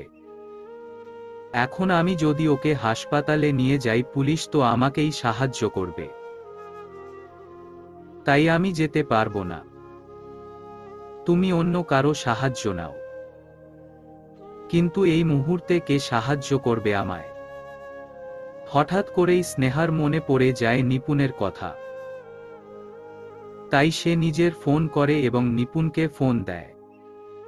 নিপুণ ফোন রিসিভ করলে সে বলে, আপু আমি অনেক বড় একটা বিপদে পড়েছি, আপনার সাহায্য প্রয়োজন।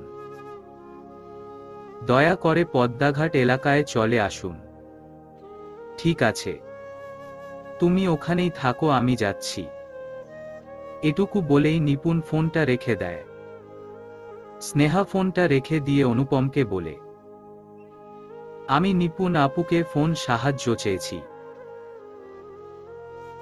উনি আসছেন। ঠিক আছে, তাহলে তুমি এখানে থাকো, আমি আসছি। তুমি আমাকে এভাবে বিপদে একা রেখে চলে যাবে অনুপম? আমি কোথাও যাচ্ছি না।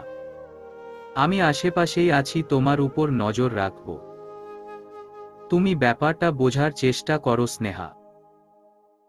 এই মুহূর্তে হঠাৎ কেউ চলে আসলে আমাকেই সন্দেহ করবে। স্নেহা আর কিছু বলে না। অনুপম বিদায় নেয়। নিপুণের সহায়তায় প্রজ্ঞাকে হাসপাতালে নিয়ে এসেছে স্নেহা। প্রজ্ঞার চিকিৎসা শুরু হয়ে গেছে।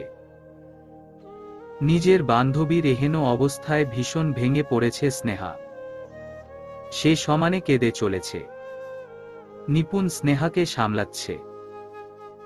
কিছু সময়ের মধ্যে একজন নার্স এসে বলেন, পেশেন্টের জ্ঞান ফিরেছে।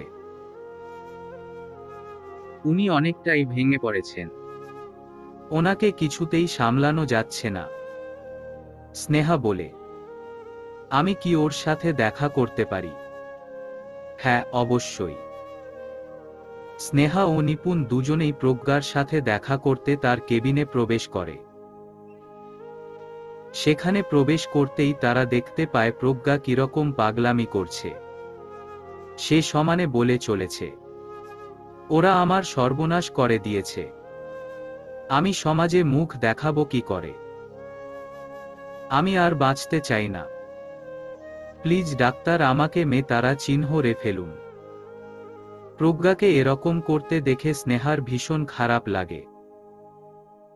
সে নিজেকেই দোষ দিতে থাকে। সে সঠিক সময় পৌঁছে গেলে হয়তো আজ প্রজ্ঞার সাথে এরকম হতো না। স্নেহা প্রজ্ঞার কাছে এগিয়ে গিয়ে বলে, নিজেকে সামলা প্রজ্ঞা। তোর এখন এত ভেঙে পড়লে চলবে না। প্রজ্ঞা স্নেহাকে দেখে আরো বেশি ভেঙে পড়ে। সে বলতে থাকে, কিভাবে নিজেকে সামলানো আমি স্নেহা? ওই জানোয়ারগুলো আমার এত বড় ক্ষতি করে দিল। আমি এখনো সেই বীভৎস সময়টা ভুলতে পারছি না। নিপুণ এবার এগিয়ে এসে বলে, তোমায় নিজেকে সামলাতে হবে প্রজ্ঞা। তোমার সাথে যারা এই অন্যায় করেছে তাদের শাস্তি দেওয়ার জন্য হলেও তোমায় নিজেকে সামলাতে হবে। স্নেহা প্রজ্ঞার উদ্দেশ্যে বলে, উনি হলেন নিপুণ খান। উনি একজন উকিল। তুই নিঃসংকোচে তোর সাথে ঘটে যাওয়া ঘটনা ওনাকে বলতে পারিস। উনি নিশ্চয়ই তোকে সাহায্য করবে। প্রজ্ঞা নিজের চোখ বন্ধ করে নেয়। তারপর বলে, ওদের সবাইকে আমি চিনি। আমাদের ভার্সিটির ছাত্রনেতা রাহাত আছে এসবের পেছনে। ওই লোকটা কিছুদিন আগে আমাকে নোংরা প্রস্তাব দিয়েছিল। আমি সেই সময় ওনার মুখের উপর না করে দিয়েছিলাম, ওনাকে ভালো মন্দ অনেক কথাও বলেছিলাম। আর তাই উনি এভাবে। প্রজ্ঞা আর কিছু বলতে পারল না। নিজের সাথে ঘটে যাওয়া বীভৎস ঘটনার স্মৃতি তার মানসপটে ভেসে ওঠে। সে নিজের মুখ ঢেকে কাঁদতে শুরু করে দেয়। স্নেহা আতঙ্ক মিশ্রিত গলায় শুধায়, রাহাত? উনি সংসদ সদস্য রুদ্র চৌধুরীর ভাই না? প্রজ্ঞা উত্তরে বলে, হ্যাঁ, ওনার আরও একটা পরিচয় হচ্ছে উনি সাবেক মন্ত্রী রাজীব চৌধুরীর ছেলে। ওনারা অনেক ক্ষমতাবান ব্যক্তি স্নেহা। আমি মনে হয় কোনোদিনও ন্যায় বিচার পাব না। নিপুণ দ্ব্যর্থহীন কণ্ঠে বলে, অপরাধী যতই ক্ষমতাবান হোক শাস্তি তাদের পেতেই হবে। আইনের ঊর্ধ্বে কেউ নয়। তুমি কোন চিন্তা করো না প্রজ্ঞা, তোমায় ন্যায় বিচার পাইয়ে দিতে আমি তোমার পাশে থাকব।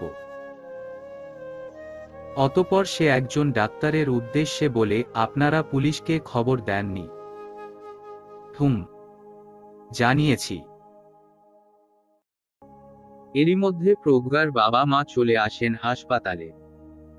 স্নেহা তাদের ফোন করে বলেছিল স্নেহা হাসপাতালে ভর্তি। বিস্তারিতভাবে কিছু সে বলেনি। এখানে এসে তাই তারা হন্তদন্ত হয়ে ছুটে এসেছে। প্রজ্ঞার কেবিনে প্রবেশ করেই তারা স্নেহাকে শুধায়, কি হয়েছে আমাদের মেয়ের? স্নেহা তাদের সব খুলে বলে। সব শুনে তাদের দুজনের অবস্থাই খারাপ হয়ে যায়। প্রজ্ঞার বাবা পারভেজ হোসেন একজন সাধারণ স্কুল শিক্ষক এবং তার মা মনিরা খাতুন একজন গৃহিণী। তারা নিম্ন মধ্যবিত্ত পরিবারের। তাদের কাছে সম্মানটাই সব। মনিরা খাতুন তো আহাজারি করে বলতে শুরু করেন, এজন্যই তোমায় বলেছিলাম মেয়েটার এত পোড়ানোর দরকার নাই। এখন দেখলা তো ওর কত বড় সর্বনাশ হয়ে গেল। পারভেজ ইসলাম একদম চুপ করে রইলেন। হঠাৎ করে এই আঘাতটা তিনি নিতে পারলেন না। ততক্ষণে পুলিশও এসে উপস্থিত হয়। পুলিশকে আসতে দেখেই নিপুণ এগিয়ে গিয়ে তাদের সাথে কথাবার্তা বলে। সে শক্তভাবে অবস্থান নেয় প্রজ্ঞার পক্ষে, অপরাধীও বিচারের দাবি করে। পুলিশ অফিসার নিপুণকে বলে, আমাদের কাজ আমরা ঠিকই করব। আমাদের আগে ভিকটিম ও তার পরিবারের সাথে আলাদাভাবে কথা বলতে দিন। পুলিশ প্রথমে প্রজ্ঞার সাথে কথা বলে। প্রজ্ঞা তো সহজে তাদের সামনে সব ঘটনা বলতে পারছিল না, কিন্তু নিপুণ ভরসা দেওয়ায় সে সব ঘটনা খুলে বলে। সব শোনার পর তারা পারভেজ ইসলাম ও মনিরা খাতুনকে বলেন, আপনারা থানায় এসে এফআইআর দায়ের করুন। তারপর আমরা স্টেপ নেব। পারভেজ ইসলাম তাই করতে চান। তখন মনিরা খাতুন বলেন, তুমি কি পাগল হয়ে গেছো নাকি? এমনিতেই মেয়েটার এত বড় ক্ষতি হয়ে গেছে, এখন যদি থানা পুলিশ হয় তাহলে তো ব্যাপারটা লোক জানাজানি হয়ে যাবে। এমনিতেও ক্ষমতাবান লোকের সাথে আমরা পারবো না। এসব নিয়ে ঘাটাঘাটি না করাই ভালো হবে। আমি আমার মেয়ের জন্য ন্যায় বিচার চাই মনিরা। প্রয়োজনে নিজের যা আছে, যতটুকু আছে তাই দিয়ে লড়াই করব। তুমি একদম আমাকে বাধা দেবে না। মনিরা খাতুন আর কিছু বলতে পারেন না। পারভেজ ইসলাম থানায় এফআইআর করতে গেলে একজন পুলিশ অফিসার তাকে বলেন, কি হবে খামোখা এসব এফআইআর করে?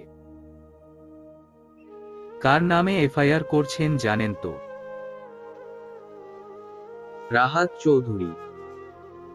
এমপি রুদ্র চৌধুরীর ভাই। ওনাদের ক্ষমতার কাছে আপনারা ধোপে টিকবেন না। কি হবে শুধু শুধু ঝামেলা করে। তার থেকে ভালো হবে আপনারা নিজেরা নিজেরা সব মিটমাট করে নিন। পারভেজ ইসলাম নির্দ্বিধায় বলেন, পুলিশের পোশাক পরে এমন কথা বলতে আপনার লজ্জা করছে না? আপনাদের কাজ কি নেতার চামচামি করা? আমাকে এসব কুপরামর্শ দিতে আসবেন না। পুলিশ অফিসার এবার থমথমে মুখে বললেন, দেখা যাক আপনি কত দূর যেতে পারেন। আমরা এফআইআর তো নিলাম, কিন্তু সঠিক প্রমাণ ছাড়া এত বড় একজন লোকের বিরুদ্ধে স্টেপ নিতে পারবো না। আমার মেয়ে নিজের মুখে সব বলেছে, সেটা কি যথেষ্ট নয়? না। আইন প্রমাণে বিশ্বাসী। পারভেজ ইসলাম এবার রেগে যান, বলেন, আপনার কোন স্টেপ নেবেন না তাই তো? এবার দেখুন একজন বাবা তার মেয়েকে ন্যায় বিচার পাইয়ে দেওয়ার জন্য কত দূর যেতে পারে। স্নেহা ও নিপুণ একসাথে বসে ছিল হাসপাতালের করিডোরে। দুজনেই প্রজ্ঞাকে নিয়েই কথা বলছিল। এমন সময় পারভেজ ইসলাম চলে আসেন সেখানে। তার মুখে ছিল মলিনতার ছাপ। তার মলিন মুখ দেখেই নিপুণ বুঝতে পারে হয়তো তিনি কোন সমস্যার সম্মুখীন হয়েছেন। তাই নিপুণ পারভেজ ইসলামকে শুধায়, আঙ্কেল আপনি থানায় গিয়েছিলেন না? এফআইআর করিয়েছেন তো? পারভেজ ইসলাম হতাশ কণ্ঠে বললেন, এই দেশে কি আর সাধারণ মানুষ ন্যায় বিচার পায়? ক্ষমতাবান ব্যক্তিদের কাছেই তো আইন জিম্মি হয়ে আছে। কি হয়েছে আঙ্কেল? আপনি আমায় একটু পরিষ্কার করে বলুন প্লিজ। পারভেজ ইসলাম নিপুণকে সব ঘটনা খুলে বলে। থানায় যাওয়ার পর পুলিশেরা তাকে কিরকম কথা বলেছে সব বলেন। এছাড়াও তিনি জানান একজন পুলিশ তাকে হুমকিও দিয়েছে রুদ্র চৌধুরীর সঙ্গে না লড়তে। নিপুণ সব শুনে ভীষণ রেগে যায়। বরাবরই এমন ক্ষমতাবান ব্যক্তিদের ক্ষমতার অপব্যবহার তার মোটেই পছন্দ নয়। আজও তার খুব খারাপ লাগলো এসব শুনে। নিপুণ বলে উঠল, ধিক্কার কানাই এমন পুলিশ অফিসারদের। পুলিশের দায়িত্ব জনগণের সেবা করা। কিন্তু তা না করে কিছু পুলিশ ক্ষমতাবান ব্যক্তিদের সেবা করাই নিজেকে উৎসর্গ করেছেন। এরকম পুলিশ অফিসারদের কারণেই সাধারণ মানুষ ন্যায়বিচার পায় না। আপনি চিন্তা করবেন না আঙ্কেল। আমি নিজেও আইনের লোক, তাই কিভাবে এসব পুলিশ অফিসারদের সাথে ডিল করতে হয় সেটা আমি খুব ভালো করেই জানি। নিপুণ কিছু একটা মনে করে বলে, আঙ্কেল আমি যদি আপনার কাছে একটা পারমিশন চাই আপনি আমায় পারমিশন দেবেন তো? কিসের পারমিশন? আমি এই ব্যাপারটা প্রেসের লোকদের জানাতে চাইছি। কারণ যদি এই ঘটনা জনসম্মুখে আসে তাহলে পুলিশের উপরেও একটা চাপ আসবে। তখন তারা বাধ্য হবে কোন স্টেপ নিতে? পারভেজ ইসলাম চিন্তায় পড়ে যান। তিনি নিতান্তই একজন ছাপোষা ব্যক্তি। একজন শিক্ষক হওয়ায় সমাজে তিনি যথেষ্ট সম্মানিত।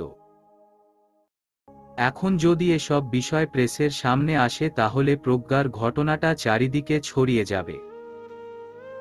নিজেকে নিয়ে তিনি চিন্তিত নন, কিন্তু তার মেয়েটা কি পারবে এত সব ধকল সামলাতে? স্নেহা পারভেজ ইসলামের মনের ভাবনাটা বুঝতে পারে। তাই সে ওনার উদ্দেশ্যে বলেন, আমি জানি আপনি কি ভাবছেন, কিন্তু প্রজ্ঞাকে ন্যায়বিচার পাওয়ানোর জন্য এখন হয়তো আর কোন উপায় নেই। আমি চাই আমার বান্ধবী সুবিচার পাক। এই জন্য আপনার অনুমতির প্রয়োজন। আপনি অনুমতি দিলেই নিপুণ আপু কিছু করতে পারবে।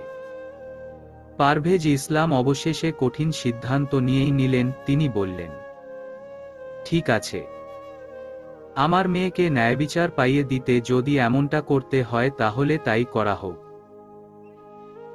Dash dash dash dash dash dash dash dash dash dash dash dash dash dash dash dash dash.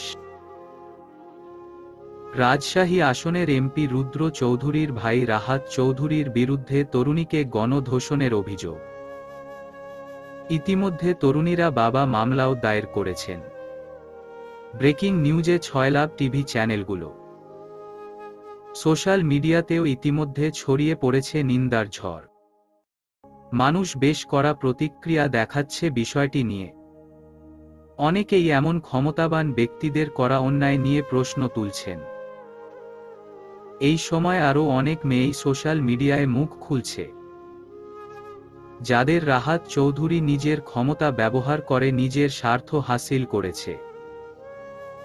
এতদিন তারা ভয়ে চুপ ছিল, কিন্তু এখন একে একে রাহাত চৌধুরীর সব অপরাধ সামনে আসতে শুরু করেছে। টিভির রিমোট ছুঁড়ে মারলেন রাজীব চৌধুরী। অতঃপর নিজের ছোট ছেলের গালে সপাটে চর বসিয়ে দিলেন। রাগী স্বরে বললেন, ইডিয়েট একটা, তোমার জন্য আজ আমায় এই দিন দেখতে হলো। আমার সব রেপুটেশন তুমি ধুলায় মুছে দিলে। তোমার ভাইকে এখন না সাফার করতে হয় এসবের জন্য। আমি কি করেছি ড্যাড? কি করেছো তুমি? এটাও আমাকে বলে দিতে হবে। ওই মেয়েটাকে তুমি রেপ করেছো ভালো কথা, কিন্তু ওকে বাঁচিয়ে রাখলে কেন? ওকে মেরে দিলেই তো সব সমস্যার সমাধান হয়ে যেত। এখন দেখছো তো কি হচ্ছে। সরি ড্যাড, আমি বুঝতে পারিনি যে এত বড় একটা ব্যালডার হয়ে যাবে। এমন সময় সেখানে উপস্থিত হলো রুদ্র চৌধুরী। বছর 30-এর এই যুবক বেশ ঠান্ডা মাথার খেলাড়ি বলেই রাজনৈতিক মহলে পরিচিত। তাকে কখনো কেউ রেগে যেতে দেখেনি, তবে বরাবরই ঠান্ডা মাথায় বেশ কায়দা করে প্রতিপক্ষকে তিনি যেভাবে বশ করেছেন তাতে নিজের দূরদর্শিতার প্রমাণই দিয়েছেন। রুদ্র চৌধুরী এসেই বেশ স্বাভাবিক গলায় রাহাতকে বলল, বাইরে পুলিশ দাঁড়িয়ে আছে, তুমি ভালোয় ভালোয় ওদের কাছে গিয়ে স্যারেন্ডার করে দাও। এসব তুমি কি বলছো ভাইয়া? আমি যা বলছি তাই করো, পুনরায় শান্ত স্বরে বলে রুদ্র চৌধুরী। রাজীব চৌধুরী রুদ্রর উদ্দেশ্যে বললেন, মানছি তোমার ভাই একটা ভুল করেছে, তাই বলে তুমি ওকে এভাবে পুলিশের হাতে তুলে দেবে? তাহলে এমপি হয়েছো কেন তুমি? আমি যখন মন্ত্রী ছিলাম তখন নিজের ক্ষমতা ব্যবহার করে নিজের কত অপরাধ ধামাচাপা দিয়েছি। আর তুমি নিজের ভাইকে সামান্য এই রেপ কেস থেকে রক্ষা করতে পারবে না? রুদ্র চৌধুরী নিজের পাঞ্জাবির হাতা ফোল্ড করতে করতে বলল, আমি জনগণের সেবা করার জন্য এমপি হয়েছি। কারো অপরাধ গোপন করার জন্য নয়। রাহাত, তুমি এখনো দাঁড়িয়ে আছো কেন? তোমাকে না যেতে বললাম।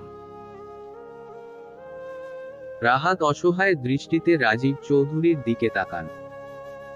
রাজীব চৌধুরী বলে ওঠেন, কোথাও যাবে না আমার ছেলে। তুমি যদি নিজের ভাইকে বাঁচাতে অক্ষম হও তাহলে আমি নিজের ক্ষমতা ব্যবহার করে নিজের ছেলেকে বাঁচাবো। ভুলে যেও না আমার ক্ষমতাও কিন্তু কম না। রুদ্র চৌধুরী এবার চোখ তুলে রাজীব চৌধুরীর দিকে গভীর দৃষ্টিতে তাকায়। রাজীব চৌধুরী নিজের ছেলের এই দৃষ্টিতে ভীষণ ভীত হয়ে পড়েন।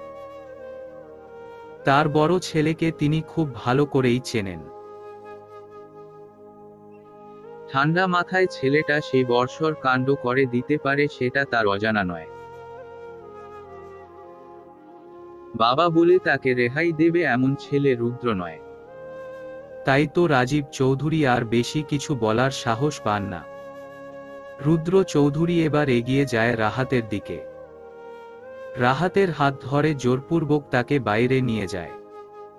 অতঃপর তাকে পুলিশের হাতে সোপর্দ করে বলে, অফিসার নিয়ে যান ওকে। আমার ভাই জন্য যেন ও বাড়তি কোন সুবিধা না পায়। ওর অপরাধ যদি সত্যিই প্রমাণিত হয় তাহলে ও যেন উপযুক্ত শাস্তি পায়। রাহাতের গ্রেফতারের এই ঘটনা সাংবাদিকরা ক্যামেরাবন্দি করে নেয়। রাহাতকে পুলিশে সোপর্দ করার পর তারা সবাই মিলে রুদ্র চৌধুরীকে ঘিরে ধরে। সবাই তাকে একটাই প্রশ্ন করে, তিনি কিভাবে এত সহজে নিজের ভাইকে পুলিশের হাতে তুলে দিলেন। সেই মুহূর্তে রুদ্র চৌধুরী বেশ বুক ফুলিয়েই বলেন, আমি যখন একজন সংসদ সদস্য হিসেবে শপথ নিয়েছি তখন থেকেই এই এলাকার সকল মানুষের নিরাপত্তার দায়িত্ব আমার কাঁধে। এই এলাকার সকল মানুষের আমার আপনজন। আজ যেই মেয়েটা ধতা হয়েছে সেও আমার বোন। আমার নিজের ভাই এরকম একটা অন্যায় করেছে জন্য আমি সব মেনে নেব এমনটা নয়। আমি সবসময় ন্যায়বিচারের পক্ষে ছিলাম, আছি এবং ভবিষ্যতেও থাকব ইনশাআল্লাহ। রুদ্র চৌধুরীর এহেন জবানবন্দি বেশ প্রশংসিত হয়। সবাই রুদ্র চৌধুরীর নিজের ভাইকে এভাবে পুলিশের হাতে তুলে দেবার জন্য তাকে সাধুবাদ জানায় এবং তার ভূয়সী প্রশংসা করে। রাহাতের গ্রেফতারের সংবাদে পারভেজ ইসলাম, নিপুণ, স্নেহা সবাই ভীষণ খুশি হয়। স্নেহা দৌড়ে যায় প্রজ্ঞার কেবিনে। অতঃপর মৃদু হেসে তার উদ্দেশ্যে বলে, তুই এবার ন্যায়বিচার পাবি প্রজ্ঞা। ওই রাহাত এভাবে তার দলের সব সদস্যকে পুলিশ গ্রেফতার করেছে। প্রজ্ঞা উপহাসের সুরে বলে, লাভ কি? সেই তো ওরা নিজেদের ক্ষমতা ব্যবহার করে বেরিয়ে আসবে। আমার মতো সাধারণ মেয়েদের ন্যায়বিচারের স্বপ্ন দেখা বৃথা। তুই ন্যায়বিচার পাবি। রাহাত চৌধুরীর ভাই এমপি রুদ্র চৌধুরী নিজে তার ভাইকে পুলিশের হাতে তুলে দিয়েছে। আমার কেন জানি এসব রাজনৈতিক নেতাদের বিশ্বাস হয় না। নিজের স্বার্থের জন্য তারা সব করতে পারে। আমি কি সত্যিই ন্যায়বিচার পাব? নিপুণ স্নেহাকে সাথে নিয়ে আজ এসেছে প্রজ্ঞাদের বাড়িতে। পারভেজ ইসলামের সাথে কথা বলেই তারা দুজনে আজ এলো প্রজ্ঞাদের বাড়িতে। প্রজ্ঞা কিছুদিন আগেই নিজের বাড়িতে ফিরেছে, কিন্তু এরপর থেকেই সে নিজেকে চার দেয়ালের মাঝে বন্ধ করে নিয়েছে। নিপুণ প্রজ্ঞার ঘরে গেল। প্রজ্ঞা তখন উদাস মনে বিছানায় বসেছিল।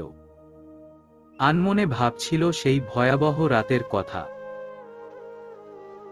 প্রজ্ঞা আজও সেই দুর্বিষহ স্মৃতি ভুলতে পারে না। নিপুণ আলতো করে স্পর্শ করে প্রজ্ঞাকে। প্রজ্ঞা পিছনে ফিরে তাকিয়ে নিপুণকে দেখতে পায়। নিপুণ প্রজ্ঞার উদ্দেশ্যে বলে, নিজেকে এভাবে ঘরে বন্দি করে রেখেছ কেন তুমি? আমার খুব ভয় লাগে। বাইরে গেলে যদি সবাই আমাকে খারাপ কথা শোনায়। আর সবাই এটা জেনে গেছে যে আমি ধর্ষিতা। তুমি একদম ভয় পাবে না। একটা কথা সবসময় মনে রাখবা যে তুমি কোন অন্যায় করনি। বরং তুমি অন্যায়ের শিকার হয়েছ। তাই তোমার এরকম ভীত বা লজ্জিত হয়ে থাকার কোন কারণ নেই। তুমি বুক ফুলিয়ে ফুলবে চলবে সমাজে। বুঝলে? প্রজ্ঞা সম্মতি জানায়। স্নেহা ও পারভেজ ইসলামও ততক্ষণে চলে আসেন সেখানে। পারভেজ ইসলাম বলেন, শুনলাম রাজীব চৌধুরীর রাহাত চৌধুরীর কেস লড়ার জন্য শহরের একজন বড় উকিল ঠিক করেছেন। ওনারা তো অনেক ক্ষমতাবান। নিশ্চয়ই এই ক্ষমতার অপব্যবহার করে ওনার ছেলেকে বের করে আনবেন। নিপুণ এক অসহায় পিতার দিকে তাকালো। তার চোখে তার মেয়েকে ন্যায়বিচার পাওয়া নিয়ে আশঙ্কা তৈরি হয়েছে। তাই নিপুণ দৃঢ় কণ্ঠে বলল, আপনি চিন্তা করবেন না আঙ্কেল, আমি প্রজ্ঞার হয়ে কেস লড়ব।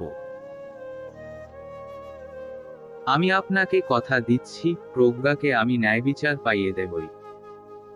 স্নেহাও বলে ওঠে, তাছাড়া রুদ্র চৌধুরী তো ন্যায়বিচারের কথা বলেছেন।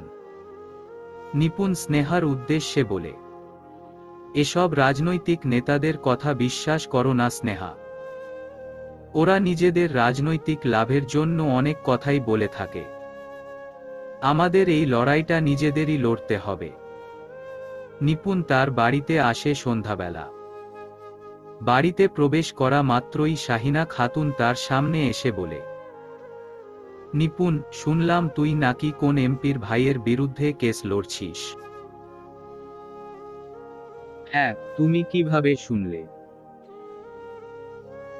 নিউজে দেখলাম। আচ্ছা, এসবের কি খুব দরকার ছিল? এরকম ক্ষমতাবান ব্যক্তিদের বিরুদ্ধে কেস না লড়লেই কি নয়? নিপুণ কোন ভনিতা ছাড়াই বলে, তুমি তো জানো মা, আল্লাহ ছাড়া আমি আর কাউকে ভয় পাই না। ন্যায়বিচারের জন্য লড়াই করতে আমি কখনোই পিছপা হব না। এটাই আমার বাবার আদর্শ, যা আমি লালন করে চলছি। কিন্তু আমার যে তোকে নিয়ে খুব ভয় হচ্ছে নিপুণ। তুই যে এখন আমার একমাত্র অবলম্বন। তোর কিছু হয়ে গেলে আমি কি নিয়ে থাকব? তুমি একদম ভয় পেও না, আমার কিছু হবে না। শাহিনা খাতুন আর কিছুই বললেন না নিজের মেয়েকে। কিন্তু তার মনে যে ভয় ঢুকেছে তা আর দূর হলো না।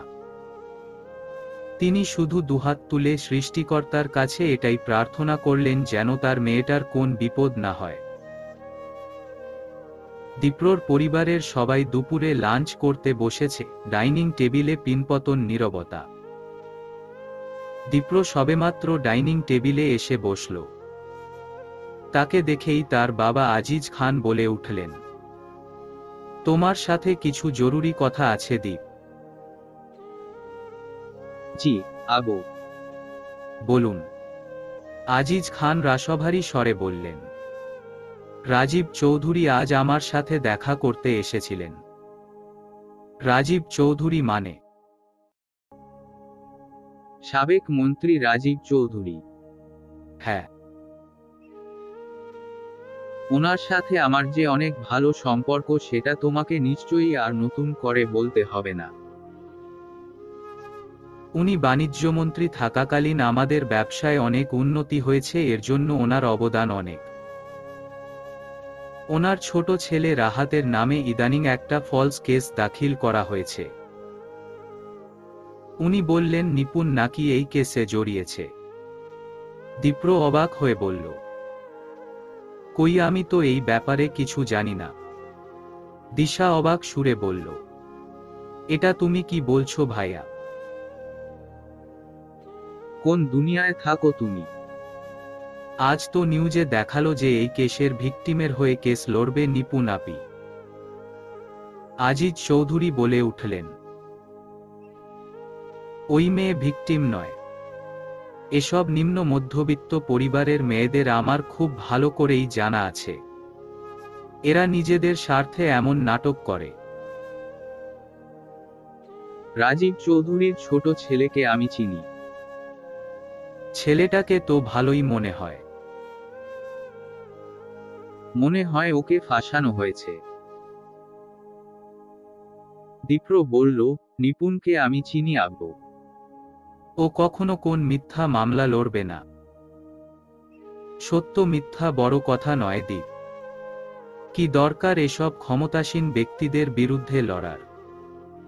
ওনাদের পাওয়ার সম্পর্কে তোমার বা নিপুণের কোন ধারণাই নেই। এসব ব্যাপারে জড়িয়ে গেলে নিপুণ নিজেই বিপদে পড়বে। তাছাড়া ও আমাদের বাড়ির হবু বউ, ওর জন্য না চৌধুরীদের সাথে আমাদেরও সম্পর্ক খারাপ হয়। এর পরিণাম কিন্তু ভালো হবে না। দিলারা খাতুন যেন এই সুযোগের অপেক্ষাতেই ছিলাম। এমনিতেও নিপুণকে তার তেমন একটা পছন্দ নয়, তাই এই প্রসঙ্গ টেনেই তিনি বললেন, এইসব বাড়াবাড়ির জন্যই ওই মেয়েটাকে শুরু থেকে আমার পছন্দ নয়। না জানি তোমরা বাবা ছেলে ওর মধ্যে কি এমন দেখলে যে ওকে এই বাড়ির বউ করার জন্য একদম উঠে পড়ে লেগেছ। দিশা দিলারা খাতুনের উদ্দেশ্যে বলল, তুমি শুধুই নিপুণ আপিকে দোষ দিচ্ছ মম। আমি তো শুনেছি যেই মেয়েটা রাহাত চৌধুরীর নামে রেপ কেস করেছে সে হলো স্নেহার বান্ধবী। আমার তো মনে হয় ওই স্নেহাই নিপুণ আপিকে ইনফ্লুয়েন্স করেছে। নিপুণ আপি তো এমনিতেই ভালো মানুষ, তাই স্নেহার কথায় হয়তো সাহায্যের হাত বাড়িয়ে দিয়েছে। দিলারা খাতুন তেলে বেগুনে জলে উঠে বললেন, ও তো আরেকটা আপদ। ওই স্নেহাকে তো আমি একদম সহ্য করতে পারি না, ওর আসল সত্যিটা মনে পড়লেই আমার গা জ্বলে যায়। আজিজ খান কপট রাগ দেখিয়ে বললেন, এসব কথা বলা এখন বন্ধ করো। দীপ তুমি নিপুণকে সবটা বুঝিয়ে বলো। জি আচ্ছা। নিপুণ কোর্টে যাওয়ার জন্য তৈরি হচ্ছিল, এমন সময় হঠাৎ তার ফোন বেজে ওঠে। নিপুণ ফোনটা হাতে নিয়ে দেখতে পায় দীপ্র ফোন করেছে। সে তড়িঘড়ি ফোনটা রিসিভ করে বলে, হ্যালো দীপ, তোমার সাথে আমার খুব জরুরি কথা আছে নিপু। বলো কি বলবে? এভাবে নয়, সামনাসামনি বলতে হবে। আমি তো কোর্টে যাওয়ার জন্য বের হচ্ছি, পরে বললে কি খুব অসুবিধা হবে? On the way. তুমি তোমার বাসাতেই ওয়েট করো, আমি 10 মিনিটে পৌঁছে যাব। হ্যালো দীপ। আমার কথাটায় দীপ্র আর কিছু না বলে ফোনটা কেটে দেয়। নিপুণ দীপ্রের আসার অপেক্ষা করতে থাকে। কিছু সময়ের মধ্যে দীপ্র চলে আসে নিপুণদের বাসায়। দীপ্রকে দেখে নিপুণ বলে, দীপ তোমার কি বলার তাড়াতাড়ি বলো, আমার অলরেডি অনেক লেট হয়ে গেছে। তুমি কেসটা ছেড়ে দাও। মানে? রাহাত চৌধুরীর বিরুদ্ধে তুমি যেই কেস লড়তে চাইছো সেই কেসটা ছাড়তে বলছি। কিন্তু কেন? কেন তুমি বুঝতে পারছো না? এরকম ক্ষমতাবান ব্যক্তিদের বিরুদ্ধে কেস লড়া বুদ্ধিমানের কাজ নয়। তুমি অনেক সমস্যার সম্মুখীন হতে পারো। আমি এই কেস লড়বই। নিপু, তুমি কেন বুঝতে চাইছো না? আমার কিছু বোঝার নেই। ততক্ষণে শাহিনা খাতুনও চলে আসেন। তাকে দেখেই দীপ্র বলে, আন্টি আপনি নিপুকে বোঝান। ও কিন্তু আগুন নিয়ে খেলতে চাইছে। ওকে আমি আর কি বোঝাবো বাবা, ও আমার কথা শুনলে তো। নিপুণ ঘড়িতে টাইম দেখে বলে, আমি আর 1 মিনিটও অপেক্ষা করতে পারবো না। নিপুণ যেতে চাইলে দীপ্র তার পথ আটকে বলে, আমার কথাটা মনোযোগ দিয়ে শোন নিপু। তোমার সামনে মনে করো 2টি অপশন, তুমি কোনটাকে বেছে নিবা? আমাকে নাকি এই কেসটাকে? নিপুণ কোন সংকোচ ছাড়াই বলে দেয়। আমার কাছে সবার আগে আমার দায়িত্ব, তারপর বাকি কিছু। বেশ। তুমি থাকো তোমার দায়িত্ব নিয়ে, আমি চললাম। বলেই দীপ্র হনহন করে বেরিয়ে আসে। চলবে। শ্রোতা বন্ধুরা, আগামী পর্বে এই গল্পটি শেষ হবে, সুতরাং আপনারা পরবর্তী পর্বের জন্য অপেক্ষায় থাকুন। ধন্যবাদ।